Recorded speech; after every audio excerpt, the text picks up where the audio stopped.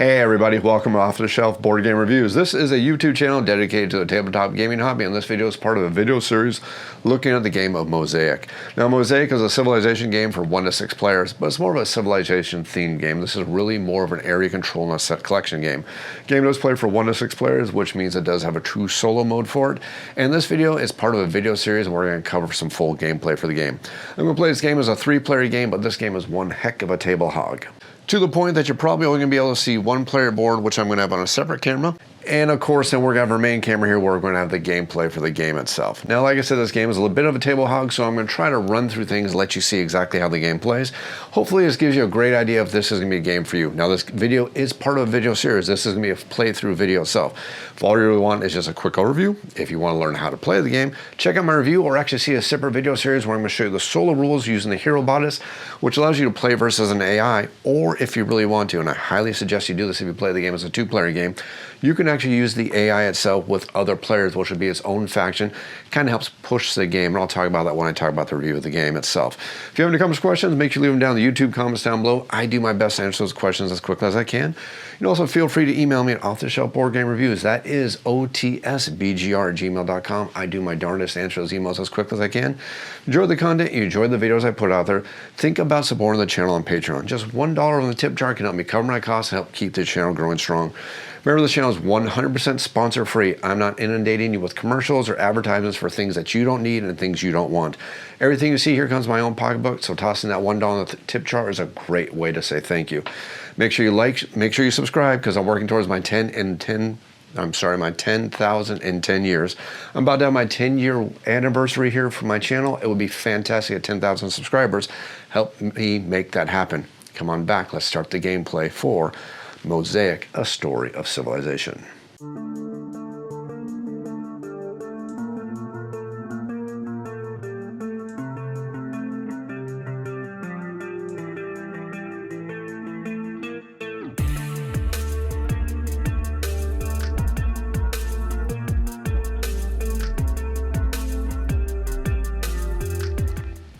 Now, before we get started here, there's a couple things I highly suggest you download before you play your first game of Mosaic. The first thing is going to be a personal plug for me. Okay, I know I don't do commercials, but hey, I'm going to advertise for myself here. If you are a Patreon backer, you can go over to Patreon and download a player aid file that I created for the game, which goes over all the actions themselves. This is going to be available to all my Patreon backers, and it goes over quickly how to play the game, and I think it's a really good player aid, and it's something I'm going to be referencing. Well, I threw it in my game box. It's a copy I'm going to have. It's something I hand out to all my players when I'm teaching the game because I think it does a great job of helping teach the game. If you're a Patreon backer, you can download that free. Additionally, there's an FAQ that's downloadable for this game that goes over a lot of questions you may have about this game. The rulebook in this game is not the best, especially when you talk about the solo rulebook. The solo rulebook has a lot of problems. I'm going to go over and cover a lot of those things and teach you how to play the game on solo rules when you check out the other video in the series. And then finally, there is a map that you can print out that actually does show all the valid hexes in the game. Now, the game states that any hex that's a full hex is a valid hex in the game. Well, unfortunately, look at the map, there's actually some hexes that are not full hexes that are definitely supposed to be part of the map. There's 170 hexes on the map. If you're not filling out 170 hexes when you're laying out your game board and you're starting the game, you're missing something. Again, download that map. It's going to make your life a heck of a lot easier. Of course, the game does come with 3 reference cards, and these reference cards are pretty darn decent. They do have a rough overview of how the scoring is going to happen, the leaders, and all the various different cards in the game, and also a very, very rough overview of the actions. Again, check out my Patreon page where I have that overview. It's a 2-sided sheet. Very easy to download. I think you're going to be very thankful if you download it. It's going to make your game a little bit easier. But what is Mosaic, A Story of Civilization? This is a set collection and area control game where players are vying for victory points by doing various different things. The main ways players are going to gain victory points are by having area control in these various different nations during scoring rounds. There's going to be 3 of them, possibly during the game. They're going to come up randomly through these 4 decks right here. There's going to be an Empire scoring card, 1 in every one of these decks. As soon as the Empire scoring card comes up, we're going to score area majority for every single region that happens to be on the board. If somebody has area majority, they're going to get a lot of victory points. If they have less area majority, they're going to get less victory points. And if you don't have enough, well, you're not going to get any victory points at all. This will be one main way we're going to get victory points. But other ways we're going to get victory points in the game is by creating build cards, which will give us victory points based on how well our civilization's been managed to build up. We're going to score victory points from technology cards, which are going to give us various amount of victory points based on the technology card itself. We're also going to get victory points for civilization achievements, victory points for gaining these golden ages right here. In addition, we get victory points for wonders we happen to build in our society or our great empire. Additionally, every one of us is going to start with a leader. Some of these leaders also do give you victory points in the game. So there's a lot of ways to gain victory points at the end of the game. But the main way the game is going to come to an end is if either two of among the civilization, the golden ages, or the wonders decks are completely empty, if 2 of the 3 are emptied, or if 3 of those empire scoring cards come out. There is a 4th empire scoring card in the game, but if we've already scored 3 of them, the 4th one is going to be ignored. But once those 2 endgame triggers happen, we're going to do one final scoring round. Well, I should say we're going to do one more complete round. Then we're going to do the final scoring, whereas most amount of victory points would be the grand winner of the game. Generally speaking, in this game, you're looking at probably a good winning score is anywhere from about 190, probably about 240 to 250, depending on your player count. On a really low player count game, it's really easy to go in the really high numbers for the scores. In a large 6-player game, you're probably looking at more of the lower range, more about the 150 to 190 for the victory points for the grand winner of the game. But that's enough of that chitter chatter. Let's go and start the game with a 3-player game. Let's set up the board so you can see exactly how this game is all set up. To set up the game, the first thing every single player needs to do is they need to take a player board in their chosen color. And the one important thing to understand about this is just because we are the purple player does not mean we have to start over here on these lands.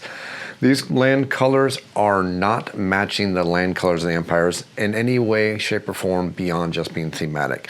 So just because I'm showing us up the purple player, which is going to be the Syrian nation, does not necessarily mean that they need to start over here. They can actually start anywhere else on the board, well, except in this area over here, because I'm going to explain this during the setup, but during a 3-player game, this land area does not exist at all. But just remember, just because we're sitting at purple, we're not really shoehorned into starting over here. We have options. We'll see how that works in just a second. Every single player has their player board. They're going to take 5 workers. They're going to put every one of their trackers that represents every one of their 5 various different resources they gain, such as stone, such as food, such as ideas, such as tax, and such as tariff. And they are going to put all those markers at 0. We're going to have extra cubes to mark when we get up to 10, 20, or 30, or even more. These tracks are not limited. If you somehow manage to get over 40 in a single resource, well, congratulations to you. You've probably wasted a lot of actions because there's no reason to do that in this game. You're probably not playing well, but hey, that's really cool for you to do it. If you want to go for it, heck, have a lot of fun. That's the idea of playing board games. It's all about having fun. But anyways, the board is going to be set up for an area over here where we're going to have all of our individual resources. Now, every one of these single sections on this board is going to be about a unique individual resource. If we get fish, it's going to go here. If we're going to get stone, it's going to go here. If we get another fish, we're going to stack it on top of the prior fish. It doesn't really do anything in the basic rules of the game. Further expansions might and possibly do modify that, but in the basic rules of the game here, if you get additionals of the same resource, you're just going to keep stacking them up. Basically, it's a denial tactic at that point. After you organize your player area nice and neat, or not, if you just want to throw everything in the little box that comes with the game, you can store all your components in there, you're perfectly happy to do so if you like. Now, this is actually going to be the Colossus edition of the game. I'm going to be perfectly honest with you right here and give a spoiler of my review. You don't need the Colossus version of the game. This is a good game, but all the extra components, they're just nice extra things. You don't need them.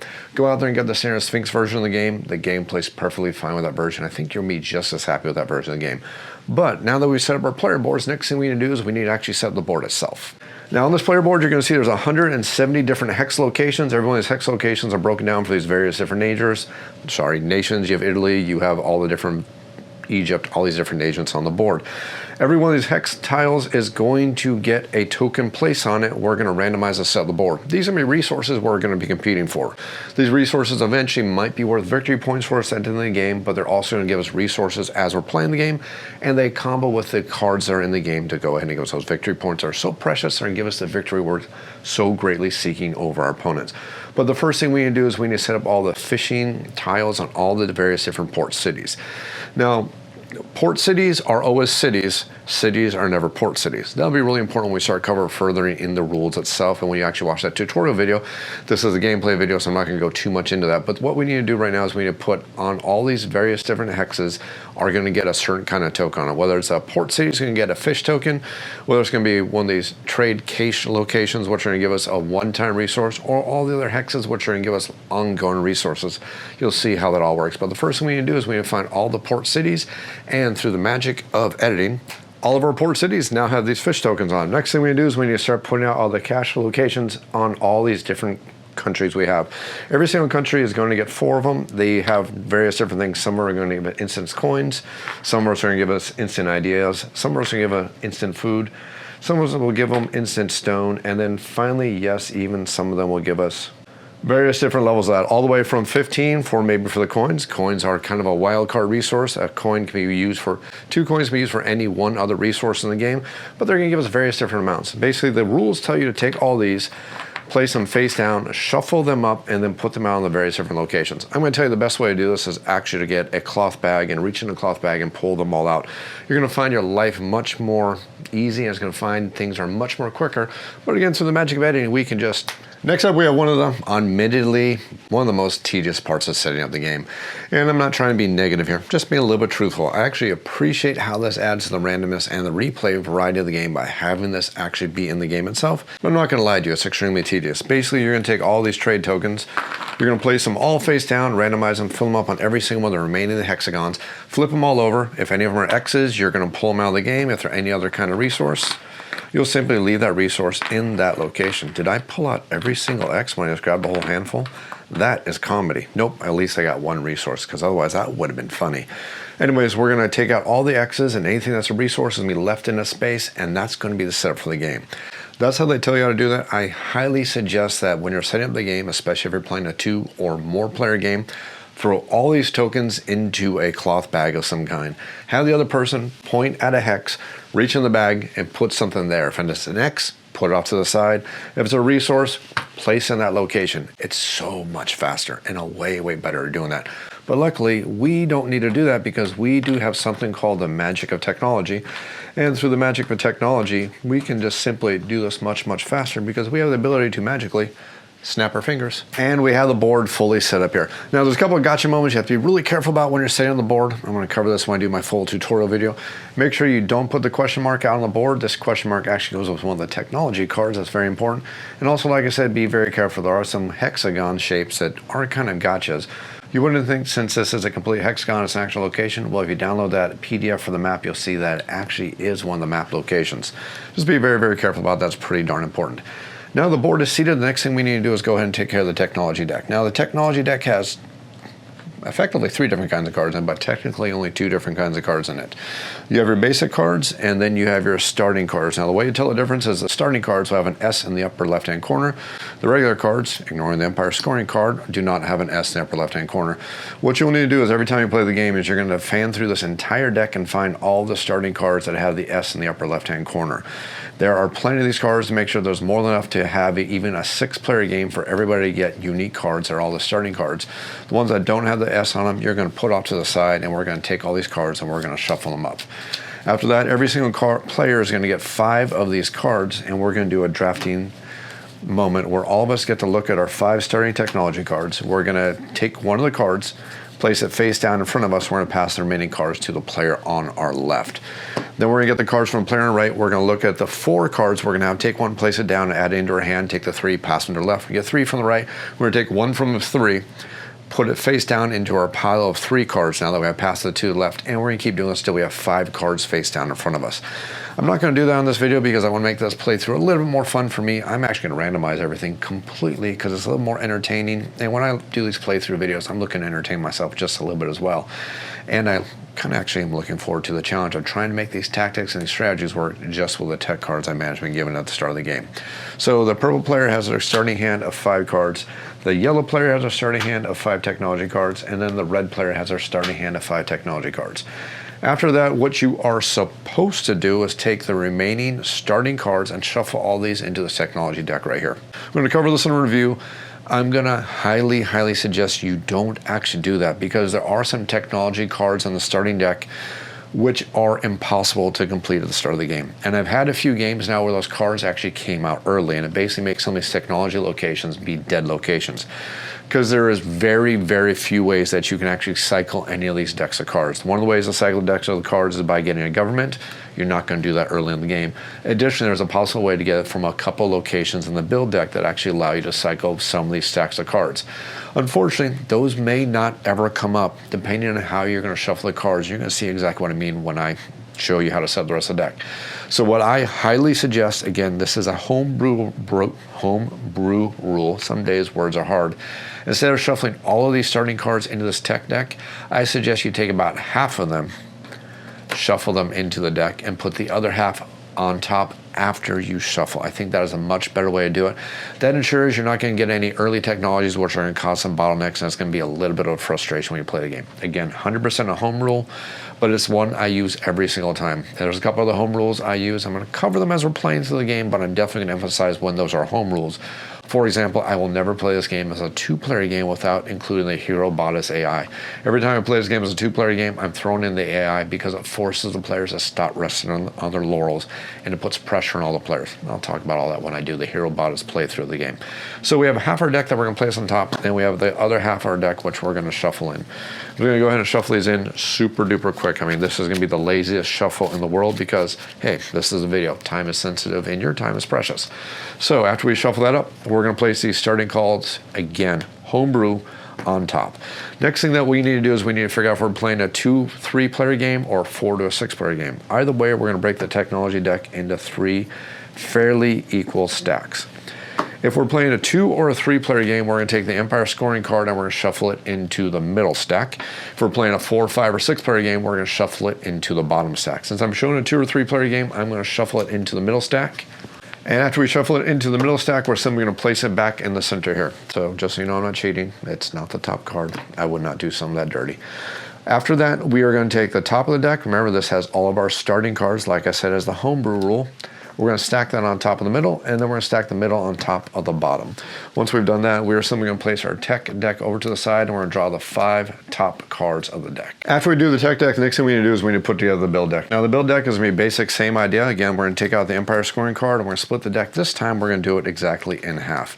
Once we have 2 equal halves of cards, we're going to take this card right here, and we're going to shuffle it into one of these decks. Whichever deck we put it in is going to be the bottom half of the deck. So I'm simply going to take this really quick, and we will shuffle it up, and then this will be the bottom half, and we put the build cards on top, and this will be our build deck. And again, we're just going to draw the top 5 build cards, and that's going to be our starting build deck for the game. Next up, we're going to do the same thing for our tax and tariff deck, except for our tax and tariff deck, it's going to be a little bit different. Again, we're going to pull out the Empire scoring card out, and then we're going to shuffle a tax and tariff deck. And the amount of tax and tariff cards we're going to use will be based on the player count. It's going to be anywhere from 10 to 14 of these cards. We are playing a 3-player game, so we're going to take 10 of these cards. 1, 2, 3, 4, 5. And since we're supposed to split this deck in half, I'm just going to make my life easy and draw 5 stacks times 2.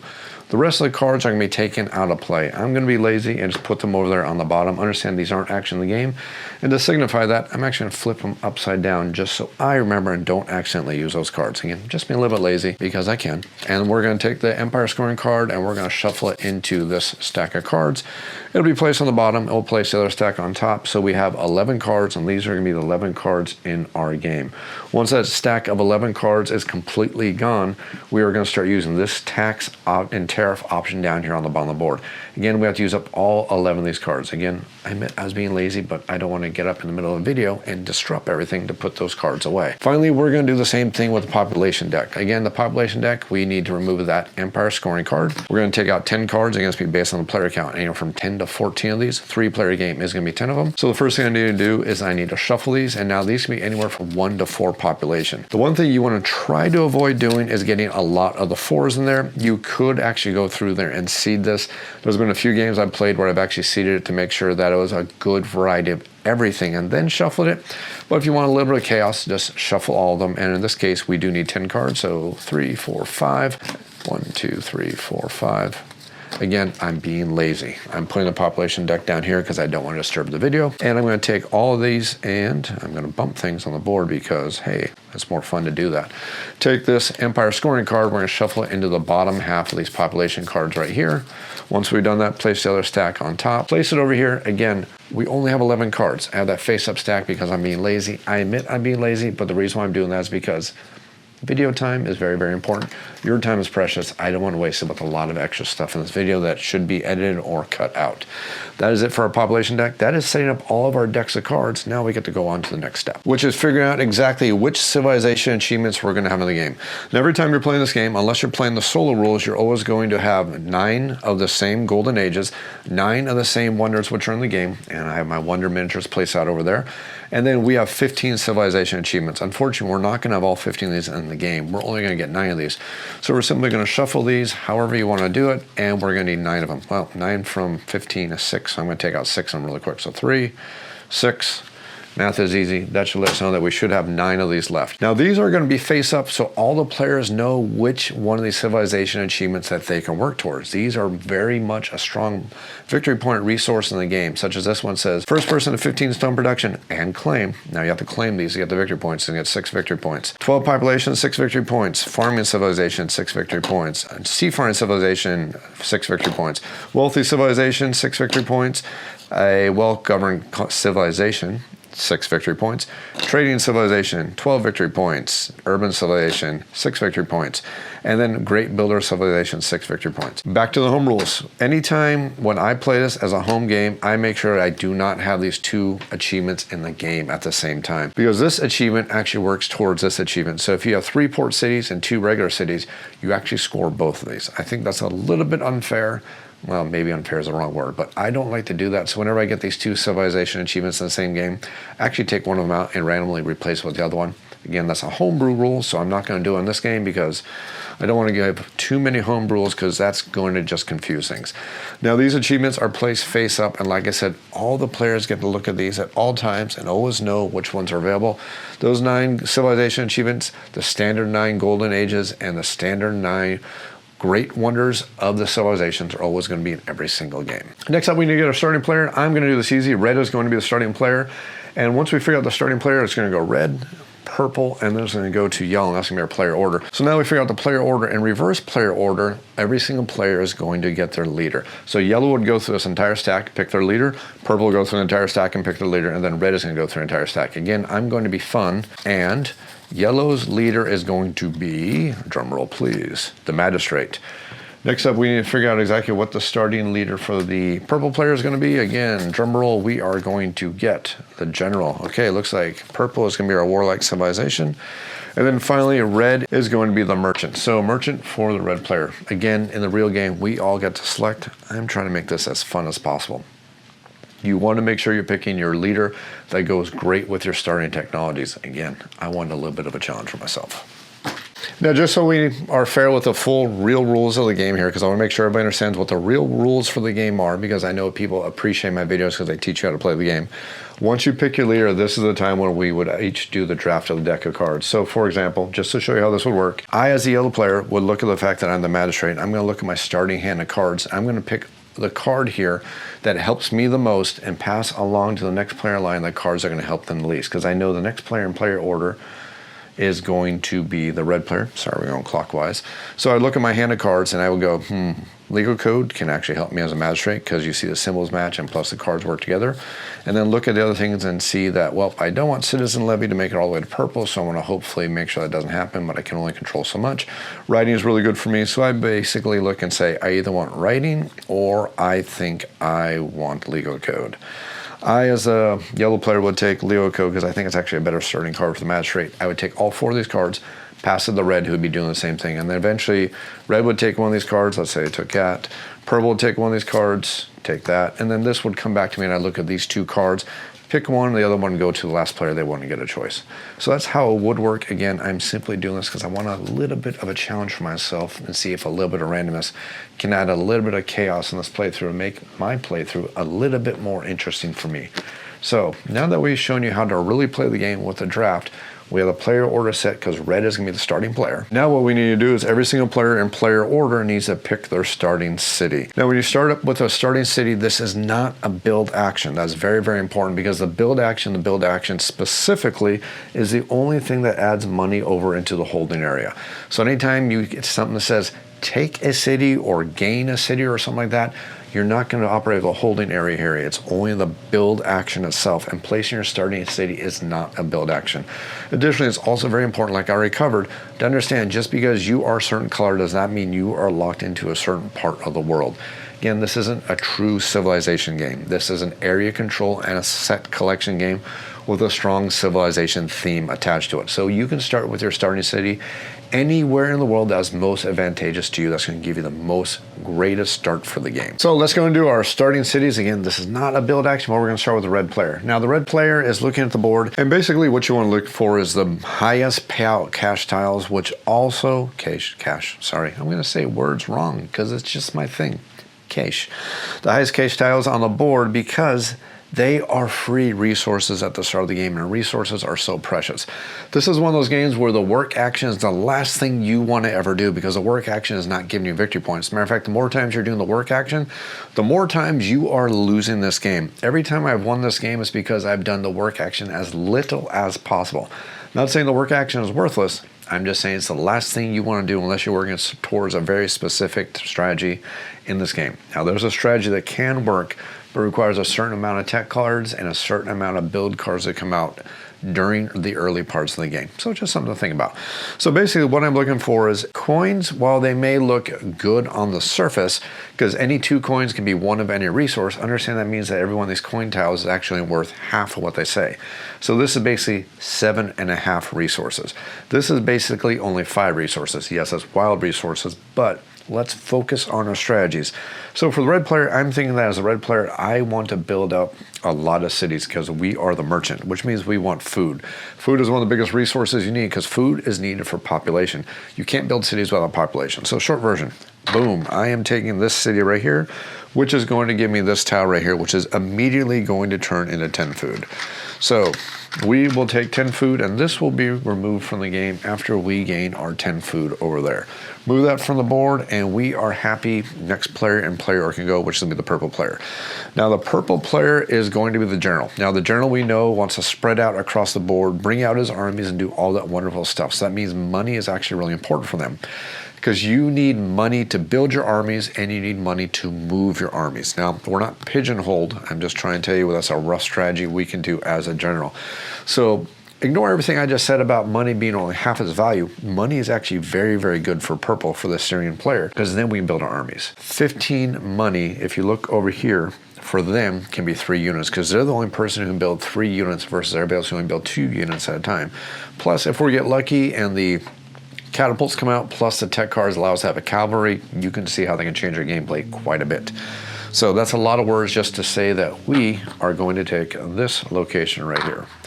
This is going to give us 15 money. Let's go and remove that tile from the game, and let's go ahead and claim 15 money.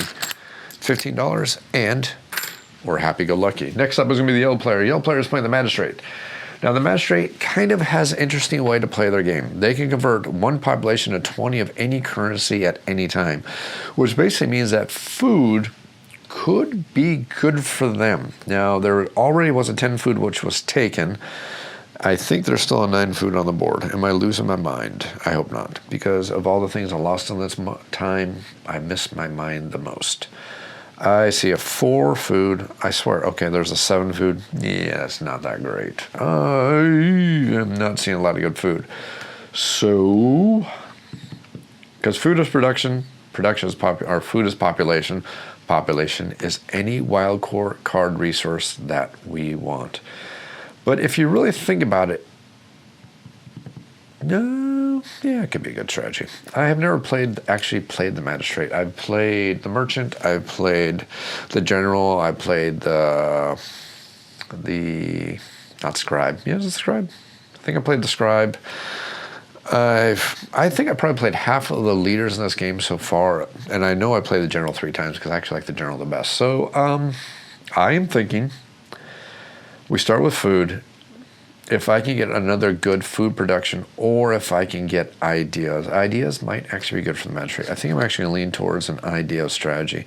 So let's go and get technology. Is there a 10 technology out here? I thought I saw 9. I swear I saw 9. 9 stone. 10 money. Why am I not seeing it? I see 8 ideas. I thought I saw 9 ideas. Oh, I'm looking right here. Hello. I guess it was just a little bit too obvious for me.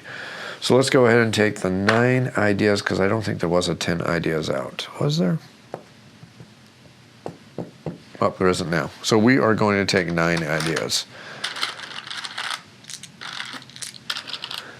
That token will be removed from the game, and our wonderful, plucky little magistrate empire is going to gain 9 ideas that we can spend on various things that we want to do. Now that we place all of our starting cities out here on the board, it's now time for us to claim the benefits of our starting leader that we have, and plus gain the benefits of the cards that we have for our starting technology. So taking things over to the purple player, we see the purple player has a general. So the first thing that we're going to do as a general is we get to start with 20 money. So let's go and take our 20 money, add it Moving on to our 15 is going to be 35 money. The next thing we get to do is start with an infantry unit. So infantry, not cavalry, is very, very important. Now at the start of the game, understand that there is zero difference between cavalry and zero difference between infantry, and also understand you cannot build the catapults yet because it requires a tech card to do so. But there is zero difference between them until you get certain technologies, but it does specify that you have to put on infantry. Now this infantry has to be placed in a region where you have one of your cities, so that kind of is a no-brainer. We only have one possible location. The interesting thing about infantry and cavalry is they don't actually take up any spots on the board, so they cannot claim resources for you. They just affect your influence. It's kind of a little bit of a glazing over the rules, kind of making things a little bit easier. There's not much war in this game, especially unless that expansion that is supposed to be coming out next year is supposed to add more war, but in the base game, it really isn't there. It's purely for area control and area influence purposes only. Next thing we see is that we get to start with one population. Hooray! That means we get to start with 6 population. That's pretty darn cool. And then we also get to start with 6 tax production. So we're going to take our tax production and we will move it all the way up to a 10. 10 tax production. Hey, we are super duper happy. Now we do have the very cool power that says we may recruit up to 3 military units rather than 2. I already explained that just a second ago. We do have that nice power to do that. And then we eliminate 1 military unit in a single region containing your infantry or cavalry before each empire scoring. I'm going to do my best to remember the powers of every single one of these leaders. Try to keep me honest in the comments below. I might forget. Heck, this is a 3-player game of a civilization style game, and I'm trying to smartly play 3 factions all at the same time. Smartly. Yeah, I know. Go and laugh at me now. Anyways, that is going to be the complete setup for the general player. The only thing left to do is go through all of our technologies and figure out what resources our technologies are going to give us. Now, the cool thing about these technologies is you don't have to play them at the beginning of the game, and there may be some reasons why you may not want to. Some of them, for example, may say you will gain X amount of resource for every Y civilization pillar that you have. So if I play at the beginning of the game, I may not have any of those civilization pillars. It'd be foolish to do so. Some will just give you basic resources straight out of the gate. So those are the good ones to play immediately. For example, we see that the poetry is going to give us 5 ideas right at the start of the game. There's no reason not to play that immediately, so it's going to gain 5 ideas. Next thing that we have is working on magistrates, which gains 3 of any single production bonus. So we're looking at all of our production bonus right here, and we're looking at the board right here. We see that tariff are the 2 beginning tax cards of the game. Now, as the general player, I have learned that having the ability to tax is very, very nice because you gain a lot of things through taxing. Unfortunately, it does mean that tax cards have to be visible. That isn't the case here in this instance. So the next thing I need to think about is other ways to go ahead and gain production. Now this is gain 3 of any single production bonus. So what production bonuses are going to help us the most? Well, I know technologies are really, really great for us, but we also need to build cities, which is going to require stone. So let's go and take 3 stone production because I think that's going to be the better decision for us. That card is basically used up. It's only useful for its civilization pillars right now for the end of the game. Next thing we have is we have the alphabet, which is going to give us +3 to our idea production. So we now have 3 idea production. Next thing we have is the arch, which is going to give us 1 population. We're now up to 7. That's actually pretty darn good. And we're going to gain 2 more idea production. Next up we have is fishing. We get to gain +3 food production. Food is at 3. And next thing we can do is gain 1 fish trade good anywhere from the board. So that means we're going to take one of the port cities that are currently on the board, and we're going to lay claim to that port city immediately. So strategically, I want to strip resources from the other players because that guarantees I'm going to gain more victory points and kind of remove their ability to do very, very cool things. So basically, I don't want to use these port cities. I want to take away port cities from locations where other players are possibly going to build. So who do I want to be mean to in the beginning of the game? Well, let's be mean to red simply because they're a merchant empire and we know that they want to spread out across the board as quickly as possible by taking port cities. So we're going to take this port city token and we're going to add it simply to our board right here. And that's going to increase our food production by 3, putting us all the way at 6 food production. Looking at all this, I'm thinking that me taking stone in the beginning was actually a really terrible idea. So let's go ahead and retcon that 3 of any production. And let's go ahead and add it to our ideas, which is going to take us from 5 all the way to 8. And the reason why I'm doing that is because we're looking at that card, which is getting 3 of any production right there. We're going to retcon it. Instead of taking stone, we're going to use it for ideas because I think that might be a better start for us. We just need to do the same thing for the other two players on the board. I'll go ahead and do that really quickly. Now, the yellow player doesn't start with a lot of cool things with the magistrate. Basically, a couple resources, extra population, some food production, and their nice ability to convert any one population into any other resource. Currency is any resource in the game, not just money, but we do actually start with a couple very cool starting technologies. The first one we're going to is craftsmanship, which allows us to take the question mark, and this question mark can be any wild resource we want throughout the entire game. Next thing we are going to have as the yellow players, we're going to have citizen levy, which means we can recruit one extra military unit when recruiting. Basically, we have the exact same power as the general leader over there who allows them to collect 3 military at any time, or maximum of 3 military. We're basically copying their power, which is very, very nice. Next thing we have is exploration, which allows us to play 1 free infantry unit and a farm town on a region that does not contain one of your cities. That is actually pretty darn nice. So it's a farm town and an infantry. So let's grab a farm town and let's grab an infantry. I said this game is a table hog. I'm going to run out of room really, really quickly here. We have our farm town and then we have our military unit right there. Now I need to figure out where to place them. Anywhere, so I can't place it in Italy. I am thinking that, well, who do we want to be a thorn in the side of? We don't want to pick on a red because purple's already been picking on a red, but easy victory points is always a good thing. I think what we're going to do is I am actually, look at the board, I think that we are simply going to place 1 free infantry unit and a farm town in a region that does not contain one of your cities. Does not say we can't claim a resource. Does not say we can't claim a resource. Okay, do I go for the ideas or do I go for the stone or do I go for the money? I am thinking since we do not actually start with money and it's nice to have that wild resource, I'm going to do that. Just like that. That's going to give us 15 money. Because we didn't really start with any money.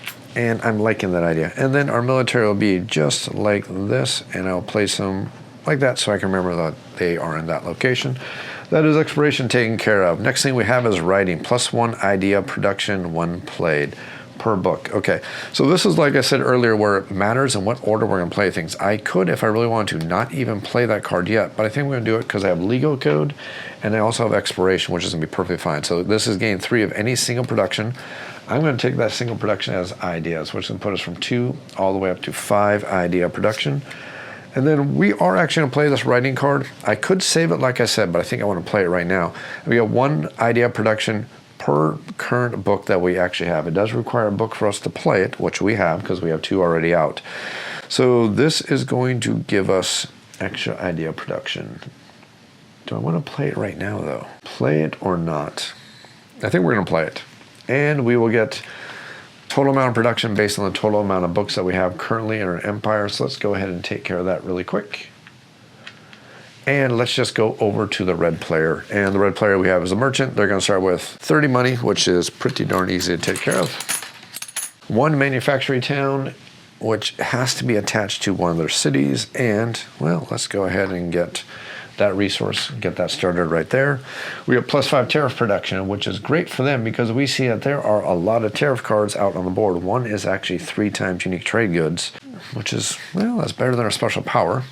And that's all we do for our leader.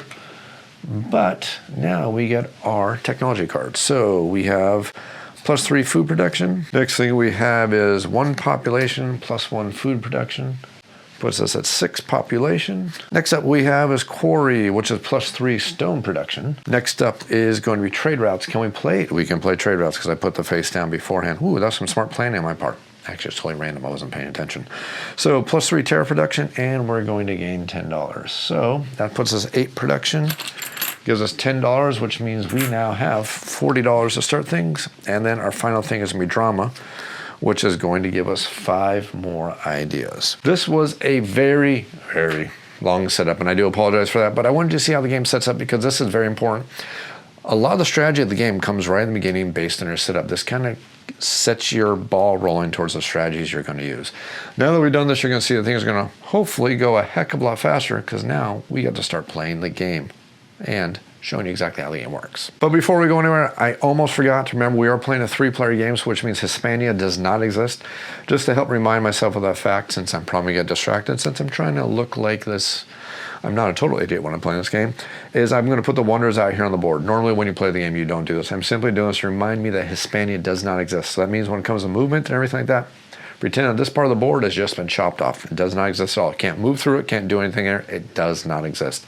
And when we're playing a 2-player game, this all area over here also does not exist. So let's go and start things, and remember that the very start play here in this game is going to be the red player who needs to figure out what they want to do for the very first move. Now, the unfortunate thing about Mosaic is there are no scoring markers of the game, so I like to use one of the people for each one of the civilizations as a score tracker, and additionally, I just moved all the civilization achievements down here so I keep my eye on them, so I'm not forgetting about them. That's one thing that's easy to do when you're playing this game is forget about the possible civilization achievements. They can be strategies that you're working towards to gain those victory points. So at the start of the game, we see that red has a couple different options. We can work towards any one of the civilization achievements, or we can start working on building up our empire and trying to get a lot of things cool for us. We see that at the beginning of the game, the red player already has 2 of the food production symbols on them. Remember, if you get 6 of any of these any matching these symbols, you can claim one of the golden ages, and that's 6 victory points for the end of the game. So I think that's what we're going to do. First thing we're going to do is we're going to claim a farm town. Now, when you build a farm town, it does not cost you any resources. Matter of fact, you gain resources every time it happens. Now, building a farm town does not work towards the holding area because this is only for cities. This is just a nice action that you do that allows you to get some pillars of your civilization, to get some matching sets, and also get some free resources. So we're going to do this. We're going to gain 5 food for doing this. That puts us at 15 food, which is actually pretty darn nice for Empire because I know what the next thing we're going to do is. And then we're also going to gain +1 food production. That puts our food production all the way up to 5 food production. We now get to build a farm town next to our city. I am simply going to build it out just like this because I'm working towards getting that wood. Sorry, that stone. Now we have 3 of these pillar symbols right here, and once we have 6 of these, we can claim that golden age, which is going to be 6 victory points for us. So that can help influence our strategy. So that's basically going to be it for the red player. Again, setup took a heck of a long time, but you're going to see turns in this game are super duper quick, which is one of the nice benefits of this game. Like I said, it's not a true Civilization 4X style game, but it does have the theme of a Civ game, and it's a pretty fun area control set collection game. So now we get to go over to the purple player. Purple player has a couple different options of what they want to do, looking at their certain technologies that they have already out there, looking at how their empires are built up. And I think what we are simply going to do, looking at the fact that we have a decent amount of money, looking at the fact that we have a decent amount of production, and looking at all the resources that we have, let's go ahead and do a really good thing for our starting player. And I think what we are going to do is we're going to build a populous city. Why do I want to do that? Well, when you're playing this game, you can only build military units in a location where you currently actively have a city. That means as a general, we want to spread out across the board as much as possible. Once we have cities all over the board, we can start easily building military units. Now, it doesn't hamper you as much because you can also move your military units, but they can only move 1 nation in a row. So you can't really get them where you need them as quickly as you really need them, unless you just start building where you need them. It's kind of a smarter thing to do. So you kind of want to spread out so you can build your armies all over the place. It's kind of a strong strategy for the general. Again, the general is one of my favorite leaders. They're the one I play. I'd say at least a third of the games I've played of this game so far have been of the general, and I like him a lot. That's one of my favorite ones. So I'm thinking we're going to go ahead and build a populous city. Now, to build a city, there's a couple of things we need to do. We need to have 4 stone, and we need to have 2 population. Unfortunately, we do not have any stone at all. But remember, money can be used as a 2-for-1 resource. So if I spend 10 money, that effectively will be 8 money I need for the cover of the 4 stones. So I'm going to go and discard that. That'll give me 2 money back left over. That'll cover the stone production requirements. So I'm going to spend 2 of my population to build the city. Let's go ahead and show you on the board exactly what I'm doing. So I'm going to take 2 population right here, and we will spend the 2 population. We've already spent the money, and now we get to go ahead and build a city. Let's go ahead and take our city from the board right there, and then we're going to place a city somewhere on the board that's going to be most advantageous to us. We know we want to build a lot of cities quickly, so I'm thinking the stone is going to be the best thing that we can do, and 10 stone is going to be absolutely fantastic for us. Let's go ahead and claim that. Let's go ahead and claim 10 stone, which we will put over here on our empire board, adding 10 stone to our empire, which means we're not going to be putting out a whole bunch of money to get the things we need for building our cities. But we're not quite done yet. Since we built the city, we need to gain 1 population, as the card down here shows. So let's go ahead and gain one of those population back, meaning that we still have 6 population, which means we can build 3 more cities still. And the next thing that we are going to see is that we are going to gain 5 money from building the city. If you ever forget, it's down here. It says to add or to gain the money. Actually, I think, is this one of the error cards? Oh well, this might be one of the error cards because there are a couple cards that have error, but you're supposed to gain, actually I'm confusing myself here. It's a city, not a port city, so I'm not going to gain money, but we are going to take 5 money that comes out of the pool of money from the bank and we're going to add it to the holding area. This card will now be added to our empire, which will work towards the symbols that we are trying to get set collection on. So we have 2 of the green symbols. We also see that we have, well, we also have 2 books. Plus, don't forget the symbol from our leader also stacks because we have that military symbol for our leader. So don't forget that is also part of it for doing our set collection for the Golden Ages. But that is it for the purple player. Now let's go over to the yellow player themselves. Now the yellow player, looking at what we have for the yellow player, if I replace the build card from the prior player, remember to actually do that. But the yellow player already has 3 books. We're actually halfway there to a golden age for our civilization. So I'm actually really looking at numeration.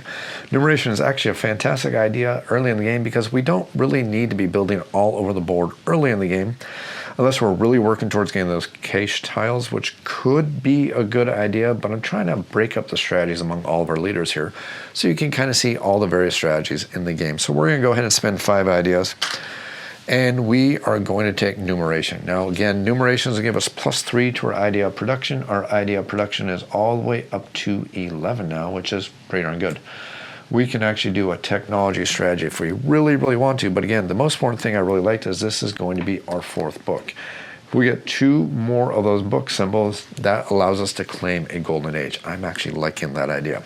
Next up, we're going to go back over to the red player. The red player currently has 6 population. We currently have 15 food and a decent amount of money. But I'm thinking I want to increase our population. So how can I increase our population while paying attention to these things down here? Because if we get to 12 population, we can actually claim this civilization achievement right here. So that's kind of what I'm just trying to figure out how to get that to work without burning through our population too quickly. If I can make that work, that's going to be 6 victory points. I just got to make sure I'm not strip mining our civilization here too darn early. So what I'm going to do is I'm going to spend 15 food, and we're going to be buying this population card right here. So that population card takes 20 food. Since we're short 5 food, we can use 10 money to make up the difference. So I'm going to use 10 money right here, which is going to allow us to make up the difference, the shortfall on the food that we have right there. That's going to be a total of 20 food, which is going to give us +3 to our population. We have 6. Plus 3 more is going to put us at 9 population. If we get 3 more population, we are going to gain a civilization achievement, which is going to be worth a lot of victory points for us at the end of the game. So now these population cards, you really don't need to keep them because they don't have any symbols. You do need to keep them if you're playing the hero bodice, which is the solo rules, or versus the AI. But in the standard game, you really don't need to keep them. I'm just going to throw it off to the side. We don't need to worry about it too much. That's it for the red player. We've refilled the population. We now get to go back to the purple player, who we know their basic ideas. They're trying to spread it out across the board as quickly as possible. That is exactly why we got all the stone last turn, and also why we have the population. So we are going to spend 5 stone, showing the 5 stone, and then we're going to spend 2 more population, and we are going to build out another city. We are actually going to claim this as a farming city because that is one of the cards that happens to be out on the board right now. Spending our stone, here is our farming city. This is our farming city card right here. Now I need to figure out where exactly we want to build this farming city. I'm looking for resources such as stone, because again, stone is going to help us keep that engine rolling and building up all these different cities across the board. So we are going to take this location right here, which is going to be 8 stone for us. This 8 stone will be discarded. I will claim 8 stone. We'll add that 8 stone onto our empire board. We will claim this farming city right here. And again, the farming city, this is the card I was talking about that actually has an error, which does not remind us to add 5 money into the holding area. Even though it doesn't say, we are still going to do it. But before we do that, it does say we're going to get +3 food production. Our food production currently is set at 6, so that's going to put us at 9 food production. And now we get to add $5 into the holding area, which means we now have $10 in the holding area. Meaning that holding area is looking a lot more lucrative for someone to go ahead and take the tax and tariff action, allowing them to gain money. I think I know who might be doing that, but they need to do a little bit of things first before they do that. That is going to be it for the purple player. We just got to refill the build card location, see that we're going to get another manufacturing town. I'm seeing lots and lots of manufacturing towns coming up. That could be good, that could be bad. I also see a project. That might change some of our strategies and some of our tactics just a little bit, but probably not too much. Guess what else I forgot to do? I forgot to refill the technology. This is what happens when you're trying to play a game and talk and sound entertaining. Sometimes you just forget to do things. So we have a board that is full of lots of things that do not help us at all.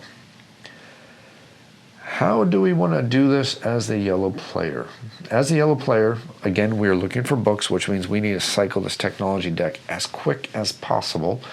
That is basically what we are looking to do. Is if we can cycle that, things are going to be awesome for us. If we can't cycle it, things are not going to be as awesome for us. So looking at what we have tariff production, stone production. Does not help us. Take any trade good or cash tile from the hex on the board and gain $5. That has merits. $5 could be really good for us. That would be another one of these symbols right here, which we already have one of, but the important thing is it would be a third one of these symbols, again, working towards those golden ages. I think that is actually going to be the best thing we can do. So we only have 4 idea tokens left over, which means we need one more idea, which is going to cost us $2. So we're going to take our 5. We will gain $3 back. We will discard those ideas, and we are going to claim cartography. So cartography says take any trade goods or a cash tile from a hex on the board. We are definitely looking for a cash tile, and we're looking for one that's going to give us the most idea production. So this one is going to be 8 ideas. So let's go ahead and claim 8 ideas again, because I think we're going for a tech strategy for the yellow player. I think that's actually going to be kind of fun and kind of cool. We are also going to gain $5, make up for a shortfall of the money we just spent, and now we are seeing that we have 3 military symbols, and we also have 4 of those book symbols, again looking towards those golden ages. Our turn is going to be finished. Ooh, city state, that's a good card, especially for the general. If I can just get rid of those stupid tariff cards. Hopefully somebody else is going to take that tariff action. That's it for yellow. Now we get to go back to the red player. Red is trying to figure out how they can get 3 more population very, very quickly. Gain a population and stone production. Well. I do believe that would do it. So let's go ahead and spend 5 of our ideas, and we're going to take architecture, which just says gain 1 population. Be happy to gain 1 population. That does put us at 10 population. We need 2 more for that achievement. We will spend those 5 right here, and we're also going to gain 1 stone production. That puts us at 4 stone production. Not only that, it also gives us these symbols for the set collection. This will be the second one of these symbols right here, and also the second of those symbols. So that's actually pretty darn good for our empire. Flip over our tech card, and we're going to get Royal House, and it's over to the purple player, who, yeah, they're going to claim Royal House. So looking at the purple player, we see that we do have 5 ideas right now.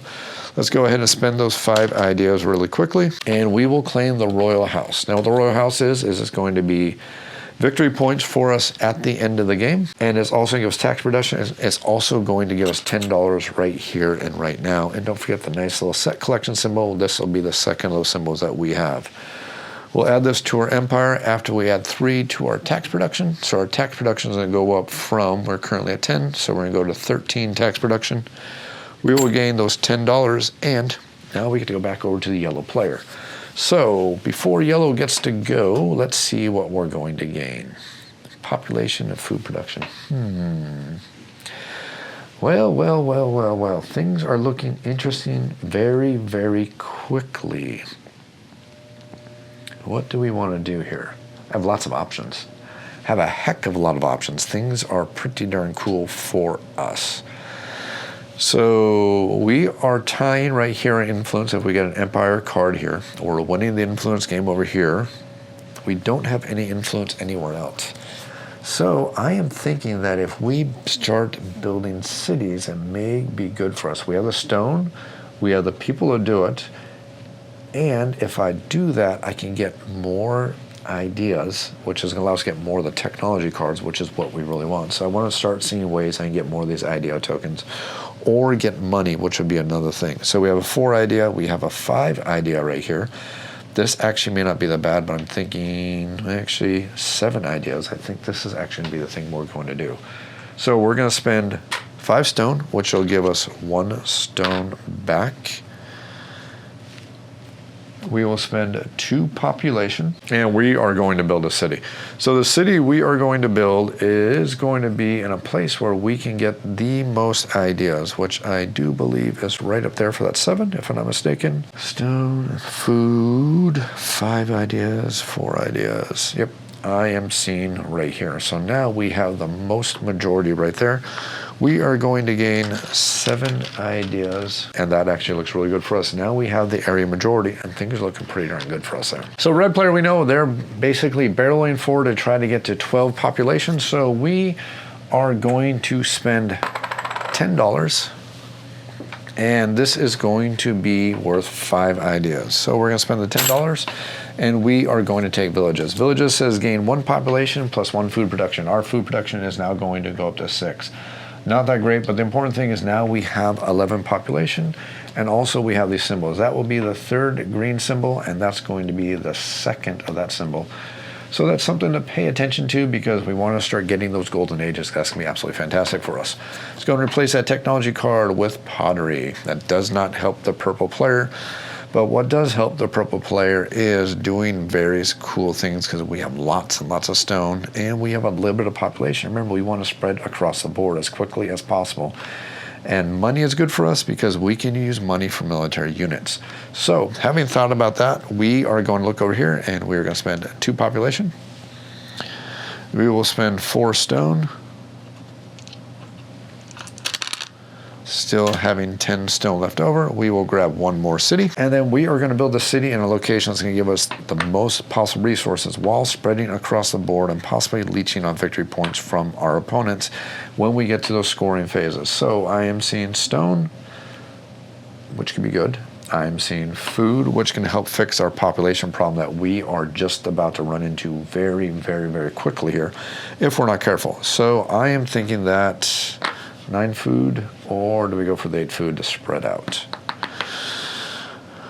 I'm thinking that we are going to go for the 9 food.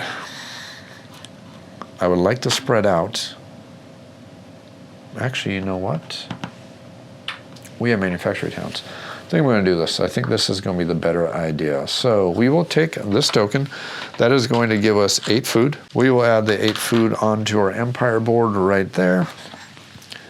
And that will be it for the purple player. Now we get to go back to the yellow player who we know is going all forward on the technologies. And I see lots of great technologies that are going to help us. Remember, we got 3 of these units or these symbols right now. If we get a 4th one, that can help us quite a bit. We're looking for the books, we're looking for the military units, and eventually that symbol will also help us very well too. So we are going to claim the wheel. Now the wheel is going to give us +2 tariff production, so our tariff production is going to go from 0 all the way up to 2. Ooh, hold me back. And next thing is our stone production is going to go from 2, which is going to go from 2 all the way up to 4. Again, not the greatest. We're basically doing this for the simple fact that we want these matching symbols. We will spend the 5 ideas, and this card is going to be added to our set collection for our empire. Next up is going to be the red player. So red has 2, 4, 6, 8, 10, 11. We have 11 population. We simply need 1 more population, and then we are going to gain an achievement. Ooh, that's tempting, but not tempting enough because that just is, since I don't have any food. I'll spend the 20. I will get $10 back. That will represent the 10 food I need to spend for the +1 population. That will put us at 12 population. Again, these cards we can pretty much discard. We don't need to use them for any purpose. That puts us at 12 population, and that also allows us to gain a civilization achievement, which is worth 6 victory points for us at the end of the game. Additionally, civilized achievements can also work towards some of these empires or some of these governments, because some of these governments will allow you to score based on civilization achievements that you managed to score during the empire scoring phase. So there are 6 victory points for us. That is pretty darn good, and I'm very, very happy with that. And now we can start burning through all of our population and start building cities across the board. Now, refill the population card. And now we get to go over to the purple player who has 8 food, lots of money. So would it be worth spending $24 because I have 8 food to gain 3 population? I don't know if I want to do that quite yet. I think what I'm going to do is we're simply going to spend 2 more of our population. We will spend 5 more stone, which means we will get 1 stone back, and that's going to allow us to build 1 more city. We'll take that city and we will build that city right over here, and we'll build that city on rock and roll because we got to make the references once in a while. I will take this 1 back because we're getting 9, and I'll add the 10 here for a total of 10. We now have 17 food. That actually looks very, very enticing for the population card now. Looking at this population card right here, which would be absolutely fantastic for us. We get to go back over to the yellow player, and the yellow player, we know we are basically looking for symbols right now because we're going for the technology strategy as quickly as possible. So which one do I really want? Is bows good right now or spears good right now? I am thinking that actually a craft settlement is going to be much better. So we will spend 5 ideas. We'll take the craft settlement. And why am I taking the craft settlement? Because we already have multiples of these symbols. This will actually be the 4th of this symbol right here. Additionally, we're basically gaining $10. So this is effectively a zero-sum game for this gain of this card. Because $10 is worth 5 ideas. I spent 5 ideas to get the card, so it's basically a zero-sum. It actually works out great for us. We're working towards victory points, and we're also keeping the same amount of resources we already had. And that can be darn good for the yellow player. And that's going to be replaced with agriculture, which I do believe the red player would like to have because it does have that food symbol, which is, I think we have 3 of those. That would be the 4th one for us. But I'm thinking now is a great time for us to start building up our population and our cities. For that, we are going to need stone. So I want to start claiming locations that are going to give us stone. That way we have a purpose to start spending our population. So looking at everything on the board, I'm thinking that this is going to be a great, fantastic place for the red player to go. So we do need stone. Unfortunately, we don't have any. We do have $10 though.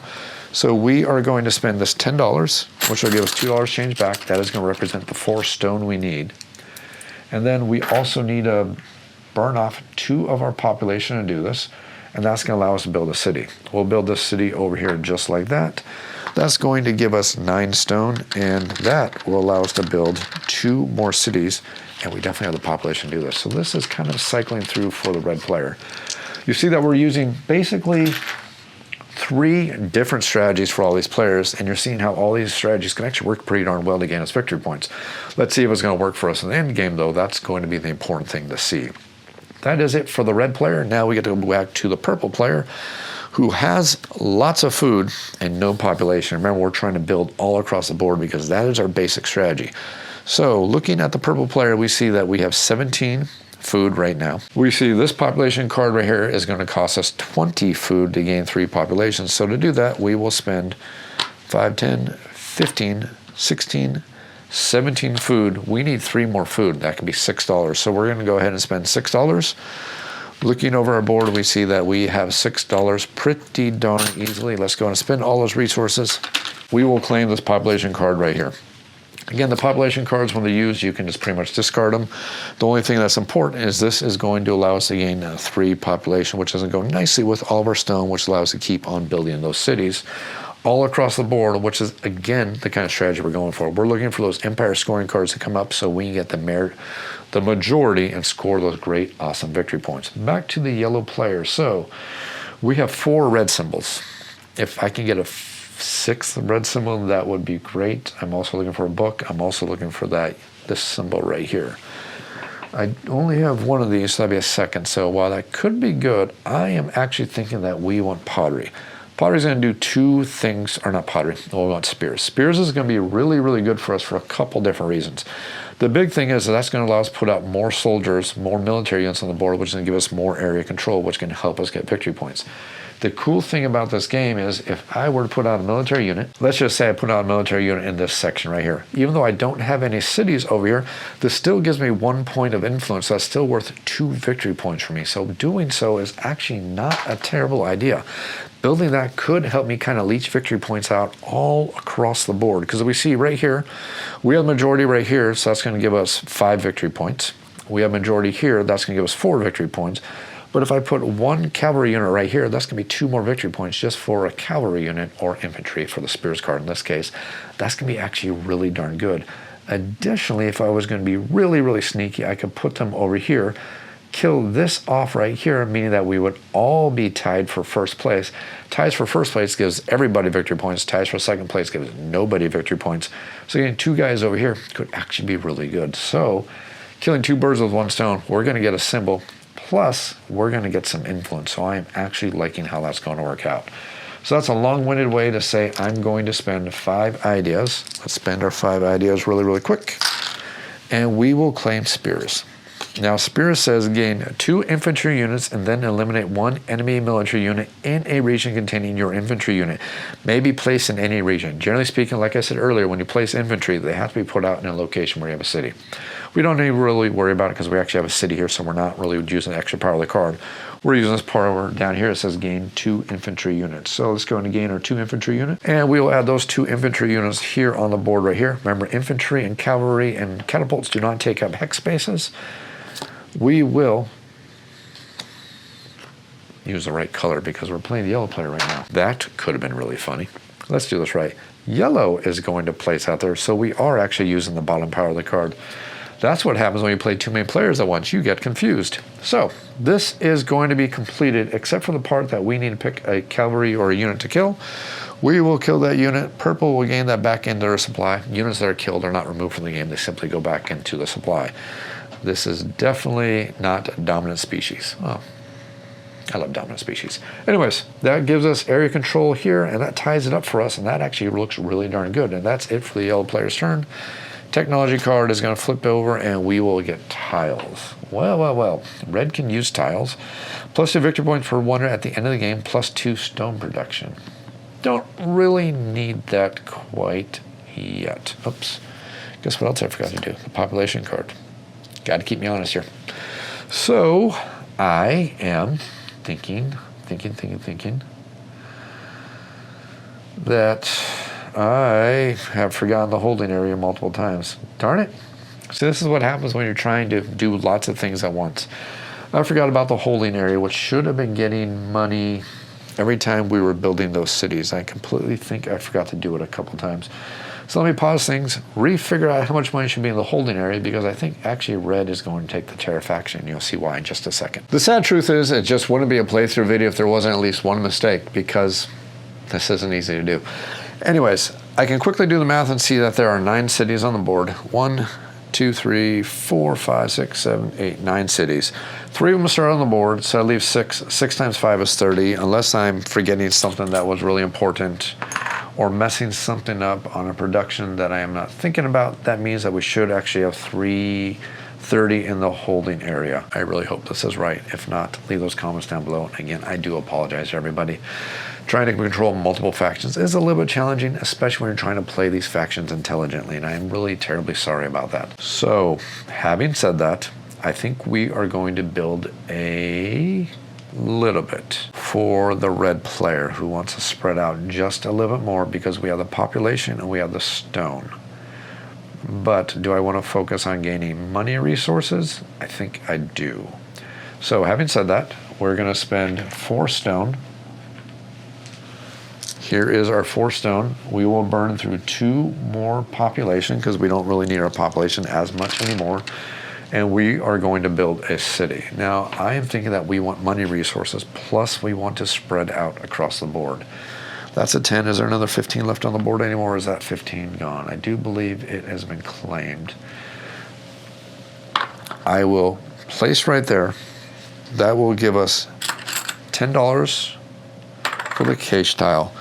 And then I'm going to remember the 5 in the holding area this time. And I do greatly apologize for making that mistake. I really am sorry. That is it for the red player.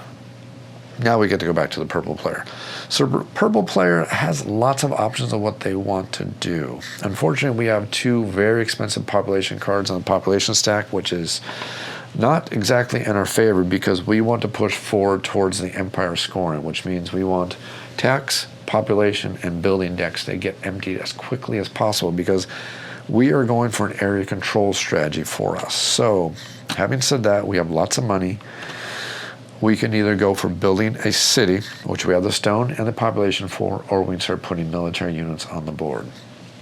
I am thinking that we actually want to get victory points and we want to advance the stacks. So using that thought process, I am thinking that we are actually going to build a city. So I will use 2 of my population. We will use 4 stone, giving us 1 stone back. And we are going to build 1 more city. And this is probably the last time we're going to build a city for just a little while. And I am thinking that we either want stone or we want ideas. I'm thinking we want ideas. I think ideas are going to be a little bit more useful for us, but 10 money could be even more flexible for us.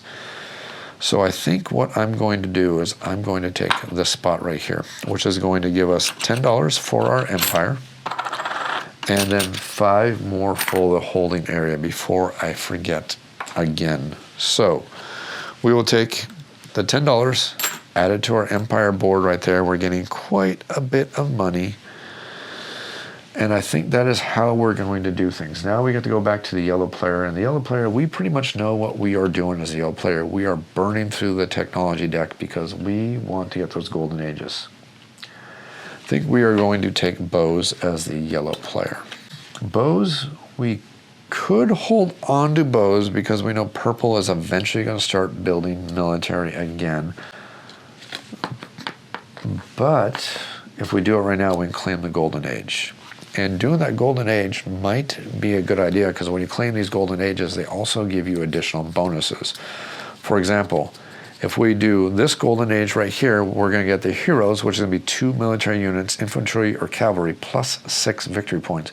So we'd effectively gain 4 military units, which can be a heck of a lot of area majority influence on this game board, which can be fantastic for us. So I think that is going to be what we will do.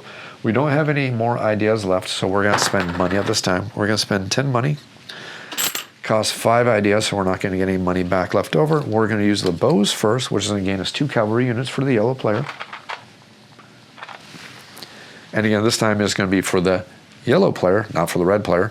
Plus we're going to gain 2 military units, which I think is going to also be cavalry. I'm trying to build up my military as evenly as possible because I don't know what tech cards are going to come out. Some tech cards can improve your cavalry, some tech cards can improve your infantry. So I'm trying to have as evenly as possible until I know what's going to come up. So first we'll do these first, which is 2 cavalry units, and then eliminate 1 enemy unit. Place them anywhere, not just place where you have a city. So I don't need to worry about this. I'm going to take these 2 and I'm going to place them right over here. I'm going to do it right here so we know what region they're part of. Again, now we push equality here for the area majority, so we're going to score victory points for that.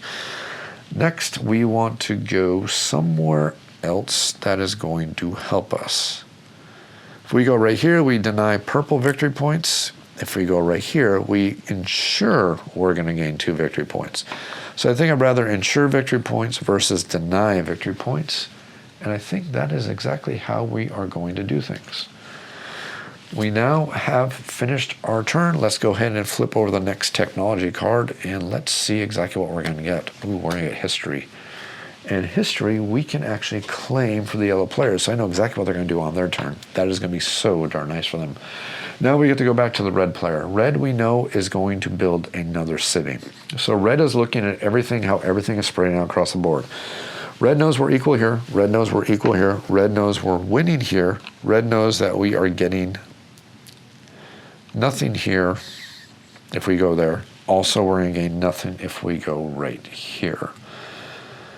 So, options.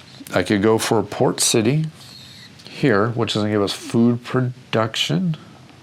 2, 3, 4. Oops. Guess what I forgot to do? Purple forgot to gain that. I'll make sure I do that when purple's turn comes back around. Red is 1, 2, 3. Do I go for the port city or what do I do here? I have so many darn options here. This is really interesting at this point. I feel like I'm stalling out the game here because now I'm trying to look at all our options because our options are actually starting to get really, really good. I am thinking that if red could get money, life would be good. So I think red is going to do the tariff production action. So red is going to do a tariff, which is they're going to gain 3 money times their unique trade goods. We have 1 unique trade good, so that's going to be 3 money, plus 2 times cities. We have 1, 2, 3 cities, so that's going to be 6 plus 3 is 9. Our tariff production happens to be 8, which is going to be 17, which doesn't seem like a lot since we're giving up 2 victory points at the end of the game. But the really nice thing is we get to claim all this money right here, which is 20, 30, 40, 50, 5, 56, 57, plus the money we already have. We get to be the wealthy civilization, which is worth 6 victory points for us at the end of the game. That was completely worth it for us. So even though we're going to lose a little bit of victory points at the end of the game, we gain a whole bunch of money, and we actually did a really nice action for us, which is going to give us lots of things we can do later on.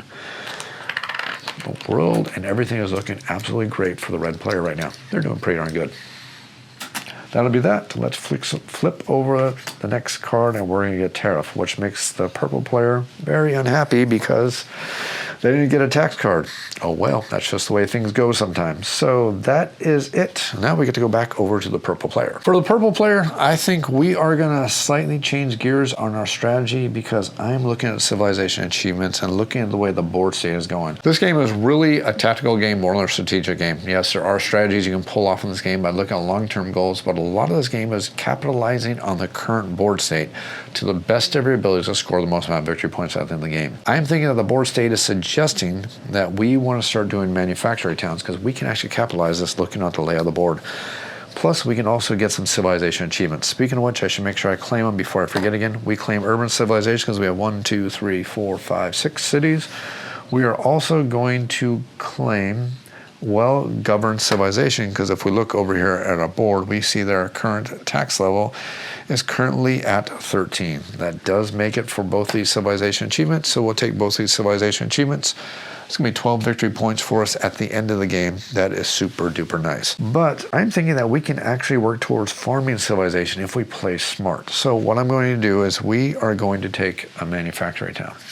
I'm taking this manufacturing town specifically right here because we can actually work towards getting this because we can get the cows, we can get the horses, and we can also get the food symbol, and we're going to do that right now. So the first thing we're going to do is we're going to take one of our manufacturing towns. Remember, these are free to play, which is super duper nice about these manufacturing towns. And I will take this manufacturing town and I'll place it right here. This is going to give us some more influence because we're trying to out-influence the red player when it comes to this location. We will take this +2 food production and we will gain +2 food production, which is going to put us at 12. We will take this manufacturing card and I'll place it right here and you should be able to see it. If we can get a cow and get a horse over here on our unique trade goods over here because we already have the food symbol. And again, let me put this like this so we can see it quite easily how that's going to work out. I just need those 2 more symbols. That'll be 5 victory points for us at the end of the game. But right now we're going to gain $5. Nice. And we're also going to gain 1 tariff production. Our tariff production is going to go all the way up to 1. Woohoo. Anyways, that's still nice, but the main thing we're going for is those things right there. So now that we have accomplished that, let's go ahead and refill the build location, and we're going to gain a port city. That is very, very tempting for a lot of people, but we know what yellow is working towards. At least we thought we knew what they were working towards. That might have just changed because that is a book. I was thinking we wanted history. Actually, I think we still want history. History might be the better thing for us to take because we can claim history. The reason why we're going to claim history over taking that port city, which is highly tempting. The reason why we're not going to do this is this is going to give us a book. Right now we have 1, 2, 3, 4. This will be our 5th book symbol right here. We do have the war symbol. We do have the harp symbol right here, the red and the purple. So we can claim this. This is going to be worth 1 victory point for every one of these symbols. We already have 6 of these, and we get 2 victory points for every civilization achievement at the end of the game. We don't have any yet, but this is still a solid 6 victory points and puts us closer to getting another 6 victory points. So let's go ahead and claim that. That's going to cost us 5 ideas. Unfortunately, we don't have any ideas, so we are going to spend $10 to gain the 5 ideas. That will be our 5th book symbol. We are actually perfectly happy with this. We're actually trucking along, getting a lot of victory points very, very quickly. And well, I see exactly which card yellow is going to take next. And they can take it quite easily. It's actually working out perfectly. Back over to red. Red has so many different tactical strategies we can work towards right now. Everything is actually looking really, really good for them. How do I want to capitalize this on the best, though, is going to be the big question. Not food production, tariff production. We have 8 tariff production. We would need 4 more tariff production. We don't want to go for the port cities, I don't think. Although tariff production could be good, because that would give us 6 more victory points. Is that worth it to go to? Can I raise up my tariff production? Tax production, +3 tariff production from pottery. That would also be another one of these food symbols, which would be our 4th one. Well, yes, I think I'm going to do that. That was almost, in my mind, seems like a no-brainer. So I need 5 ideas. I don't have them, so I'm going to spend double that in money, 10 ideas, and we will take pottery. Pottery requires at least one of these symbols. We have 4 of them. Actually, we have 3 of them. This will be our 4th one down here. Our food production is going to go all the way from 6 all the way up to 8. But our tariff production, which is the important thing for us, is going to go all the way from an 8. We're going to gain +3. That's going to put us all the way at 11 tariff production. Again, if we can get our tariff production high enough, 1 more, we are going to gain 6 victory points. That is actually really darn good. Almost like that turn played itself out for us. That was actually very nice.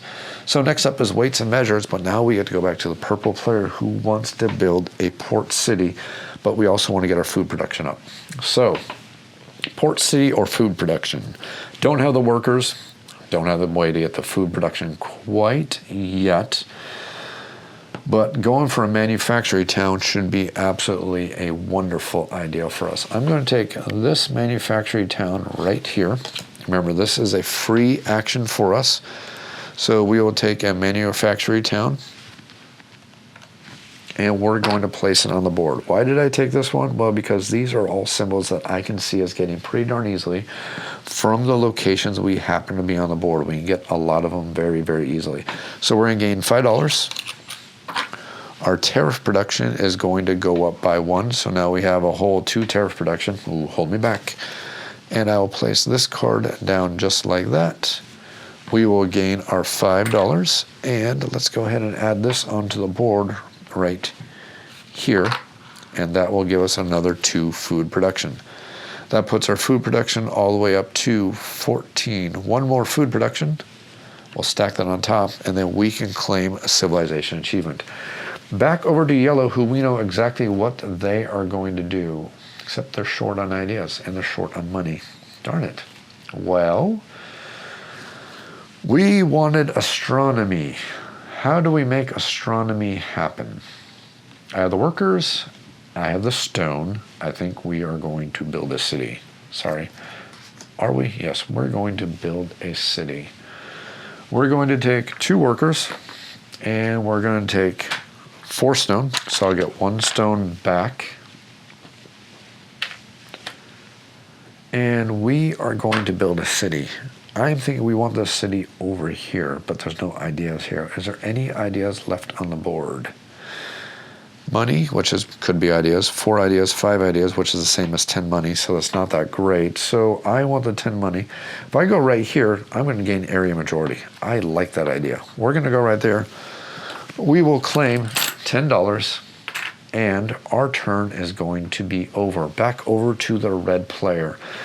Red, we know, has a couple different ideas and a couple different strategies that they are working towards. How do we want to make this be as efficient as possible, though? That's going to be the big trick. We have the stone. We have the population. I forgot to do it again. I just need to have a little thing that goes whack, slaps myself on the hand every time I forget to add the money to over here on this section. I have probably forgotten this multiple times. If I have forgotten this multiple times, please yell at me on the comments. I had a feeling this is something I was going to forget the vast majority of the time because it's very easy to forget this when you're playing a solo game. I don't know why. Even when I do the Hero Bodice, that is one thing I always keep forgetting. I think it's because I'm used to taking the cards, which remind me, and then when I don't take the cards, I forget to put the coin in the holding area. I'm going to leave little notes in the show notes or little things across the bottom every time I forget. And again, I'm really sorry about that, but at least you are seeing how the game plays. And hey, you know what? The best part about this is that I'm admonishing myself on the camera, so you guys can actually see me going, oh, I forgot again. Oh well. Darn it. Anyways, figuring out what we want to do for the red player. So red has a lot of different options. We were working towards tariff. We are currently at 10 on the tariff production. Is anything to add to our tariff? Idea, tax, granaries. I'm really thinking that the best thing for the red player is to go ahead and get the 6 food symbols. That may be great for us. So I think we're going to work on a project. So a project costs 5 stone and 5 ideas. I do have the 5 stone, but if I do this smarter, I can actually do this much smarter. Let's do this smarter. Let's make our turns feed into each other much better. So we're going to spend 5 stone, and we're going to spend 2 population, which is going to give us 1 stone back. And we are going to place a city. So I don't forget this darn time. There's the money for the city. I'm so sorry, everybody. So we are going to take this right here, and we want area majority because there's going to be a scoring round that's going to appear quickly. Do I want to go here or here? I'm thinking here for the extra stone because getting 7 stone, I think right now is going to be much, much better for us because this actually puts us back to 8 stone, which is enough for 2 more cities. And we definitely have the population to make that happen. So I think that's a much, much better idea. I think that's what we're going to do. Now we get to go back over to purple, who we need to get 2 more food. 2 more food is all we really need, and life will be great for purple. I thought I saw a way to get 2 more food when I originally did this whole strategy idea with what I was thinking. Did I make a mistake? I thought I saw it. I thought I saw it. Well, I think I just pigeonholed myself. That's not good.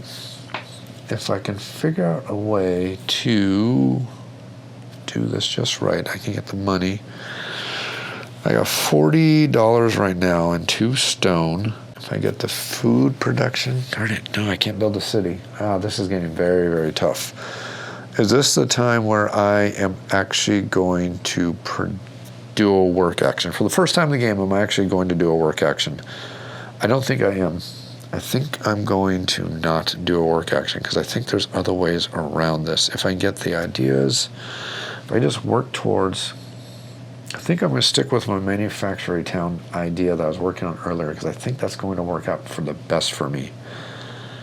If I can just manufacture town the right way, I think that's what I'm going to do. So we're going to do a manufacturing town again.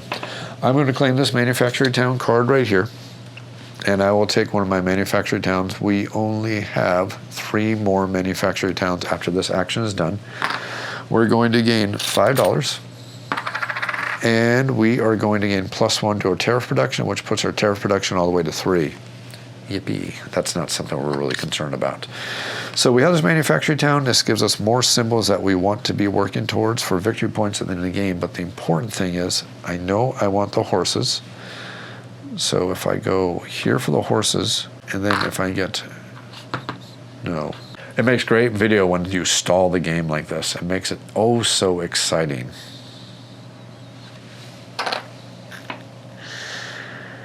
Yeah, I'm going to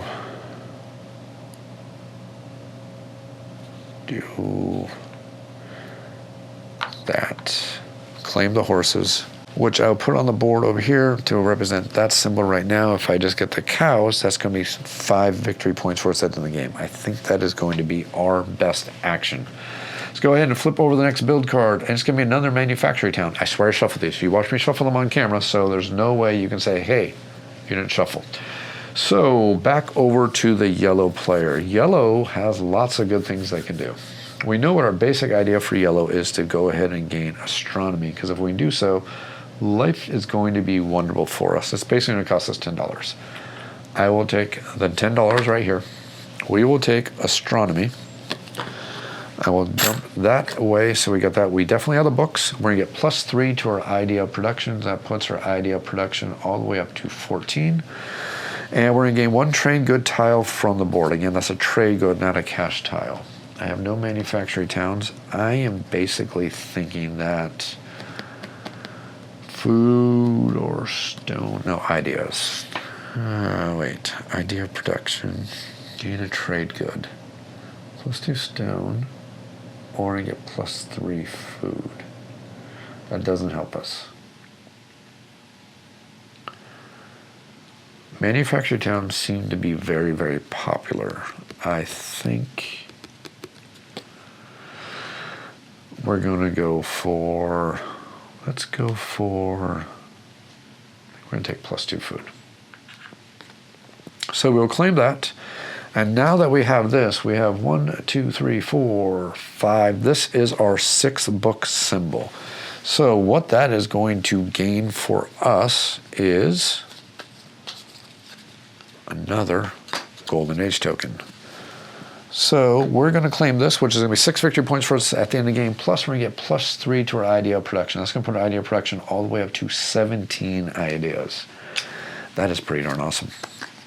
And plus as victory points for us at the end of the game. Now we get to go back to the red player.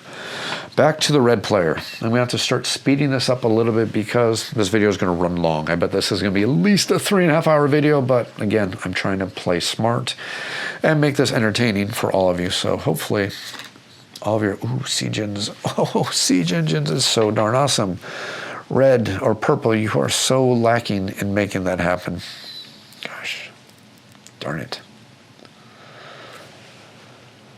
Well, this is going to be a denial tactic at this point, or do we build up our cities? I think we're going to build up our cities. I am liking the idea of building up our cities. So we will spend 4 stone and 2 more of our population. We'll spend a 5. We will get 1 back. That does leave us 4 stone. We're going to build another city. And again, because I keep forgetting, we'll do that again. Although, why am I not doing a port city? I should do a port city. A port city would be so much smarter. So that's going to be another 5 over here. Port cities cost the same as everything else. So I think I'm going to do a port city and see, we have majority here. We have majority there. Let's go ahead and get majority over here. So that's going to raise our food production up from 8 all the way to 11 for our food production. Not that that's a big deal at all, but the important thing here is we are actually going to gain $10 because we have so many problems of needing more money. No, we don't. We have plenty of money. But the nice thing about this is going to give us those 2 symbols, which is very, very important because I need to now go over our symbols. Have I managed to get, let's see, we got 4 of those. We got 4 of the food symbols, so I know that's what we are going to keep working towards. So probably agriculture will be the next thing we want to do. Wow, lots of manufacturing towns. Purple, you need 2 more food production. Food production is over here. Food production is over there. It's kind of didn't really do too good for us. Let's see here, we have $50. Is it worth it just to spend all of our money just to get population, or should I do a work action? Now, work action would actually be decent. That would give us 14 food. That would cut down the cost of getting those population cards a lot. I hate to do this, but I think we are actually going to do a work action. So when you do a work action, you're going to gain the amount of resources for that work action. So in this case, it'll be 14 plus their current amount of population. So we actually have 1 population. So this is going to gain us 15 food. I don't think this is actually a terrible thing. I just hate doing work actions because anytime you're doing a work action, you're not actually working towards gaining victory points. So work actions are something you want to do as minimalistically as possible in this game. Granted, there are a couple strategies that can actually work towards work actions, but generally speaking, you don't want to do it too much because there's a lot better ways to advance things and still make victory points. So, back to where we were. Yellow. Yellow is looking at the next thing they can do. We have, let's see here, we have the military, we have the books. We have 1, 2, 3, 4, 5. If we get one more of these symbols right here, we are going to claim another golden age, and that could actually be really darn awesome for us. If I can make that happen, life would be awesome. So what technology is going to give us lots of victory points? And also what could be a very good denial? Our idea production is off the charts. Of course, it's not a civilization achievement, unfortunately. Oh boy. I know I'm going to do a lot of editing in this video because I'm doing lots of times where I'm stopping to think, because that is one of the things about this game. It's extremely a tactical game. You have to be thinking about your decisions and what you want to be doing every single turn, because the game is changing every single round. It's going to influence what you're doing on your turns a lot. So we're never going to get stone production. We're not going to get food production. No. We're never going to get tariff production, although red is getting very, very close on tariff production. Definitely not going to do the Great Builder. Not yet. Port cities could happen, though. Yellow, what do you want to do?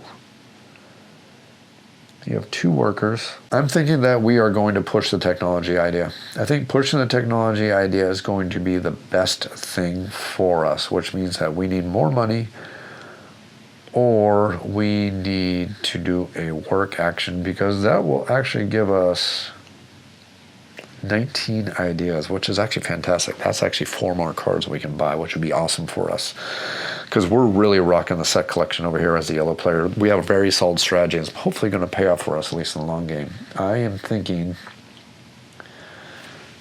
see, this would be 6. Plus we have 1, 2, 3, so that'd be 12. Plus our whole whopping be 14, but that'd be a total of 34. That gives $34. Wow. Options. We're going to tariff. So we have not done it yet, so we're going to take the tariff action. So we have 2 unique trade goods, so that's going to be $6 that we're going to gain for that. We have 1, 2, 3 unique cities, so that's going to be another, that's going to be another 6, so that's tariff production is 2, that's 8. I just did this a minute ago, so 3 times 2 is 6. 2 times 3 is another 6, so that's 12, plus 2 more is 14, so I'm going to gain $14. I think that's what we're going to do. Take 15, I will put 1 back, and then we will gain all of these coins right here. Unfortunately, we now have 2 unrest, which would be a loss of 2 victory points at the end of the game, but I think we're doing A-okay on victory point production. We're doing really good. I am not too worried about that. Our next card we are going to get is tax. Yay! Finally, purple gets to be happy about that. Let's go back over to the red player's turn. And red. Still trying to push tariff production. Only we can get our darn tariff production up. But the other thing we can do is we can get I think we're going to take agriculture. We're going to spend $10. We are going to take agriculture, which is add +3 to our food production. That's going to put our food production all the way up to 14. Now it is a race for the civilization technology between the red player and the purple player, and this is going to give us 1 more of those food symbols. If we get our 6th one, because that is our 5th one right there, we will claim another golden age. That is actually pretty darn good.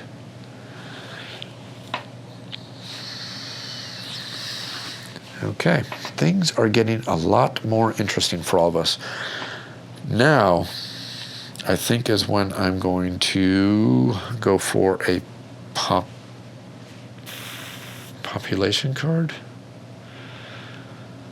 Or do I work towards getting that food production? Gosh darn it. We just need one more food production. If only that card wouldn't have came back our way. I think we actually have only one option for the purple player. We need to get population. So we're going to spend 15 of our food. And now we need 15 more food or $30 more, which I do have the $30. It's just extremely painful to spend it. And the reason why we are going to spend that is we're going to gain this population card right here. This population card, again, we can remove the population cards once they're used up. But it is going to give us 4 more population, which is something we really need right now. If we can get the population, we can kind of fix our lack of food issue that we have. So we're going to gain 4 population. That puts us at a total of 5 population. That is going to be it for that purple player. Now we get to go back to yellow. Yellow is looking for the faces, right? 1, 2, 3, 4, 5. I believe we are going to take luxuries. We're going to take luxuries, which is going to cost us $10. There is $10 spent. We now gain 1 victory point for every one of these symbols we have in the game. Plus, it's going to give us one of the symbols, and that's going to be our 6th one of those symbols right there. Let's go ahead and look over here at the Golden Ages. And that is going to be trade. That's going to be +3 to our tariff production. Not really what we really cared about. We just cared about the victory points. But that is going to put us all the way at 5 tariff production. But it also gives us 6 victory points. We're happy about that. That's what we were really looking for. Refill technology, and because I forgot, we're going to refill the population. That would have been very important. If that would have been a scoring card, I got to make sure I stay on top of that. I am sorry about that. Now we get to go over to the red player. If red could gain... Let's see, we are at 14 food production. If we can gain 1 more food production, we could score 6 victory points. I think it'd be dumb of us not to do that. So let's go ahead and spend our 4 stone. Let's go ahead and spend our 2 population. And we are going to build a port city. And that's going to be $10 right there, before I forget again. And we are going to take this port city, and I think we want to spread it out as much as possible. So this is going to give us another 3 to our food production. Our food production is now going to be at 17, and we are going to claim the civilization achievement, which is worth 6 victory points for us at the end of the game. Awesome. That's it for red. Now we get to go back over to yellow. Or I'm sorry, back to purple, who needs to figure out what they are going to do. Unfortunately, they just got cheated out of what they were going to do to build a port city. So now we want to start looking at area control and realizing that we know that a scoring card is going to be coming out pretty darn soon. I think this is actually a good time for us to build a military. Although, I wanted to know if tyranny may be good for us. I think tyranny requires military. Yes, it does require military techs. We do not have military techs yet, but I wanted to go for tyranny. Siege engines would do it, but unfortunately we can't play siege engines yet. So, we still get our ability to slaughter in every single area.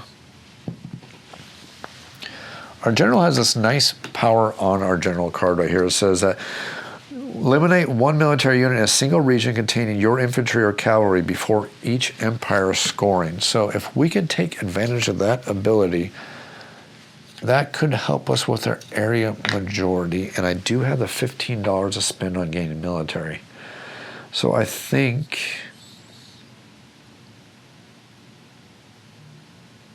what I want to do, because I didn't build up too well for that, I think what we're going to do is we're going to spend $15. So we will spend $15 and we're going to do a build military action. I'm going to take 2 cavalry and 1 military. I will put 1 cavalry, actually, I will put 2 cavalry right there.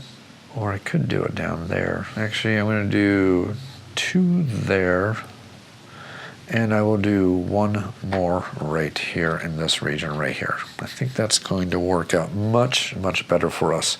That's going to be it for the purple player. Now we get to go back to the yellow player. So yellow has basically really been pushing the golden ages really, really hard. They've got the military, the books, and they got the leaders. We worked so great on the tech strategy. Now let's start working on area control. Maybe, or we don't have any manufacturing towns yet. But maybe it's a good time to start taking on a government. We don't have the ideas for it quite yet. City-state, that's something to think about. I think what we're going to do is we are simply going to, then we're going to work towards projects. If we get enough projects, we can claim the civilization achievement right here. So projects are going to cost us 5 stone and 5 ideas. We have neither, so that'd be $20 to do so. I do have the 20 ideas, or the $20, but we don't really need those. Those don't really help us at all. So I think what we're going to do is we're going to fall back on our original idea, which is just basically burning through the techs and getting as many techs as we can, because they are going to be worth victory points for us at the end of the game. So I think I'm going to take city-state. That's going to cost us $10. City-state is now ours. That's 2 victory points in the game, plus it gives us some of these symbols that we want to work towards, especially government, because we have 3 of these government symbols now. That is it for that. Let's flip over the next card, which will be textiles. Okay, back to the red player. Red just needs tariff production. Boy, if I can push tariff production somehow, I would be so darn happy. I think red is going to gain the project granaries, though. Let's see. We have 1, 2, 3, 4, 5. That'd be our 6th one. So we need 5 stone and 5 ideas for project granaries. Don't have any stone. I don't have any ideas, but I have more money than I know what to do with. So I am simply going to spend $20. 10 of it will be for the stone. 10 of it's going to be for the ideas, and we will gain project granaries. That will actually be our 6th food symbol.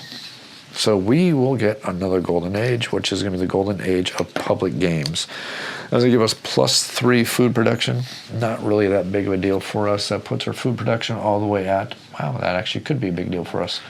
That puts our food production all the way at 20 food production. So work actually would not be absolutely terrible for us. I'm actually okay with that. That actually looks pretty good. That will be a flip over a new card. We will gain a port cities card, which purple is actually going to take if they can afford it. Oh, they can barely afford it. So we have 2 stone, which means we need 2 more stone, or $4. There's $5 for us. We'll get $1 back.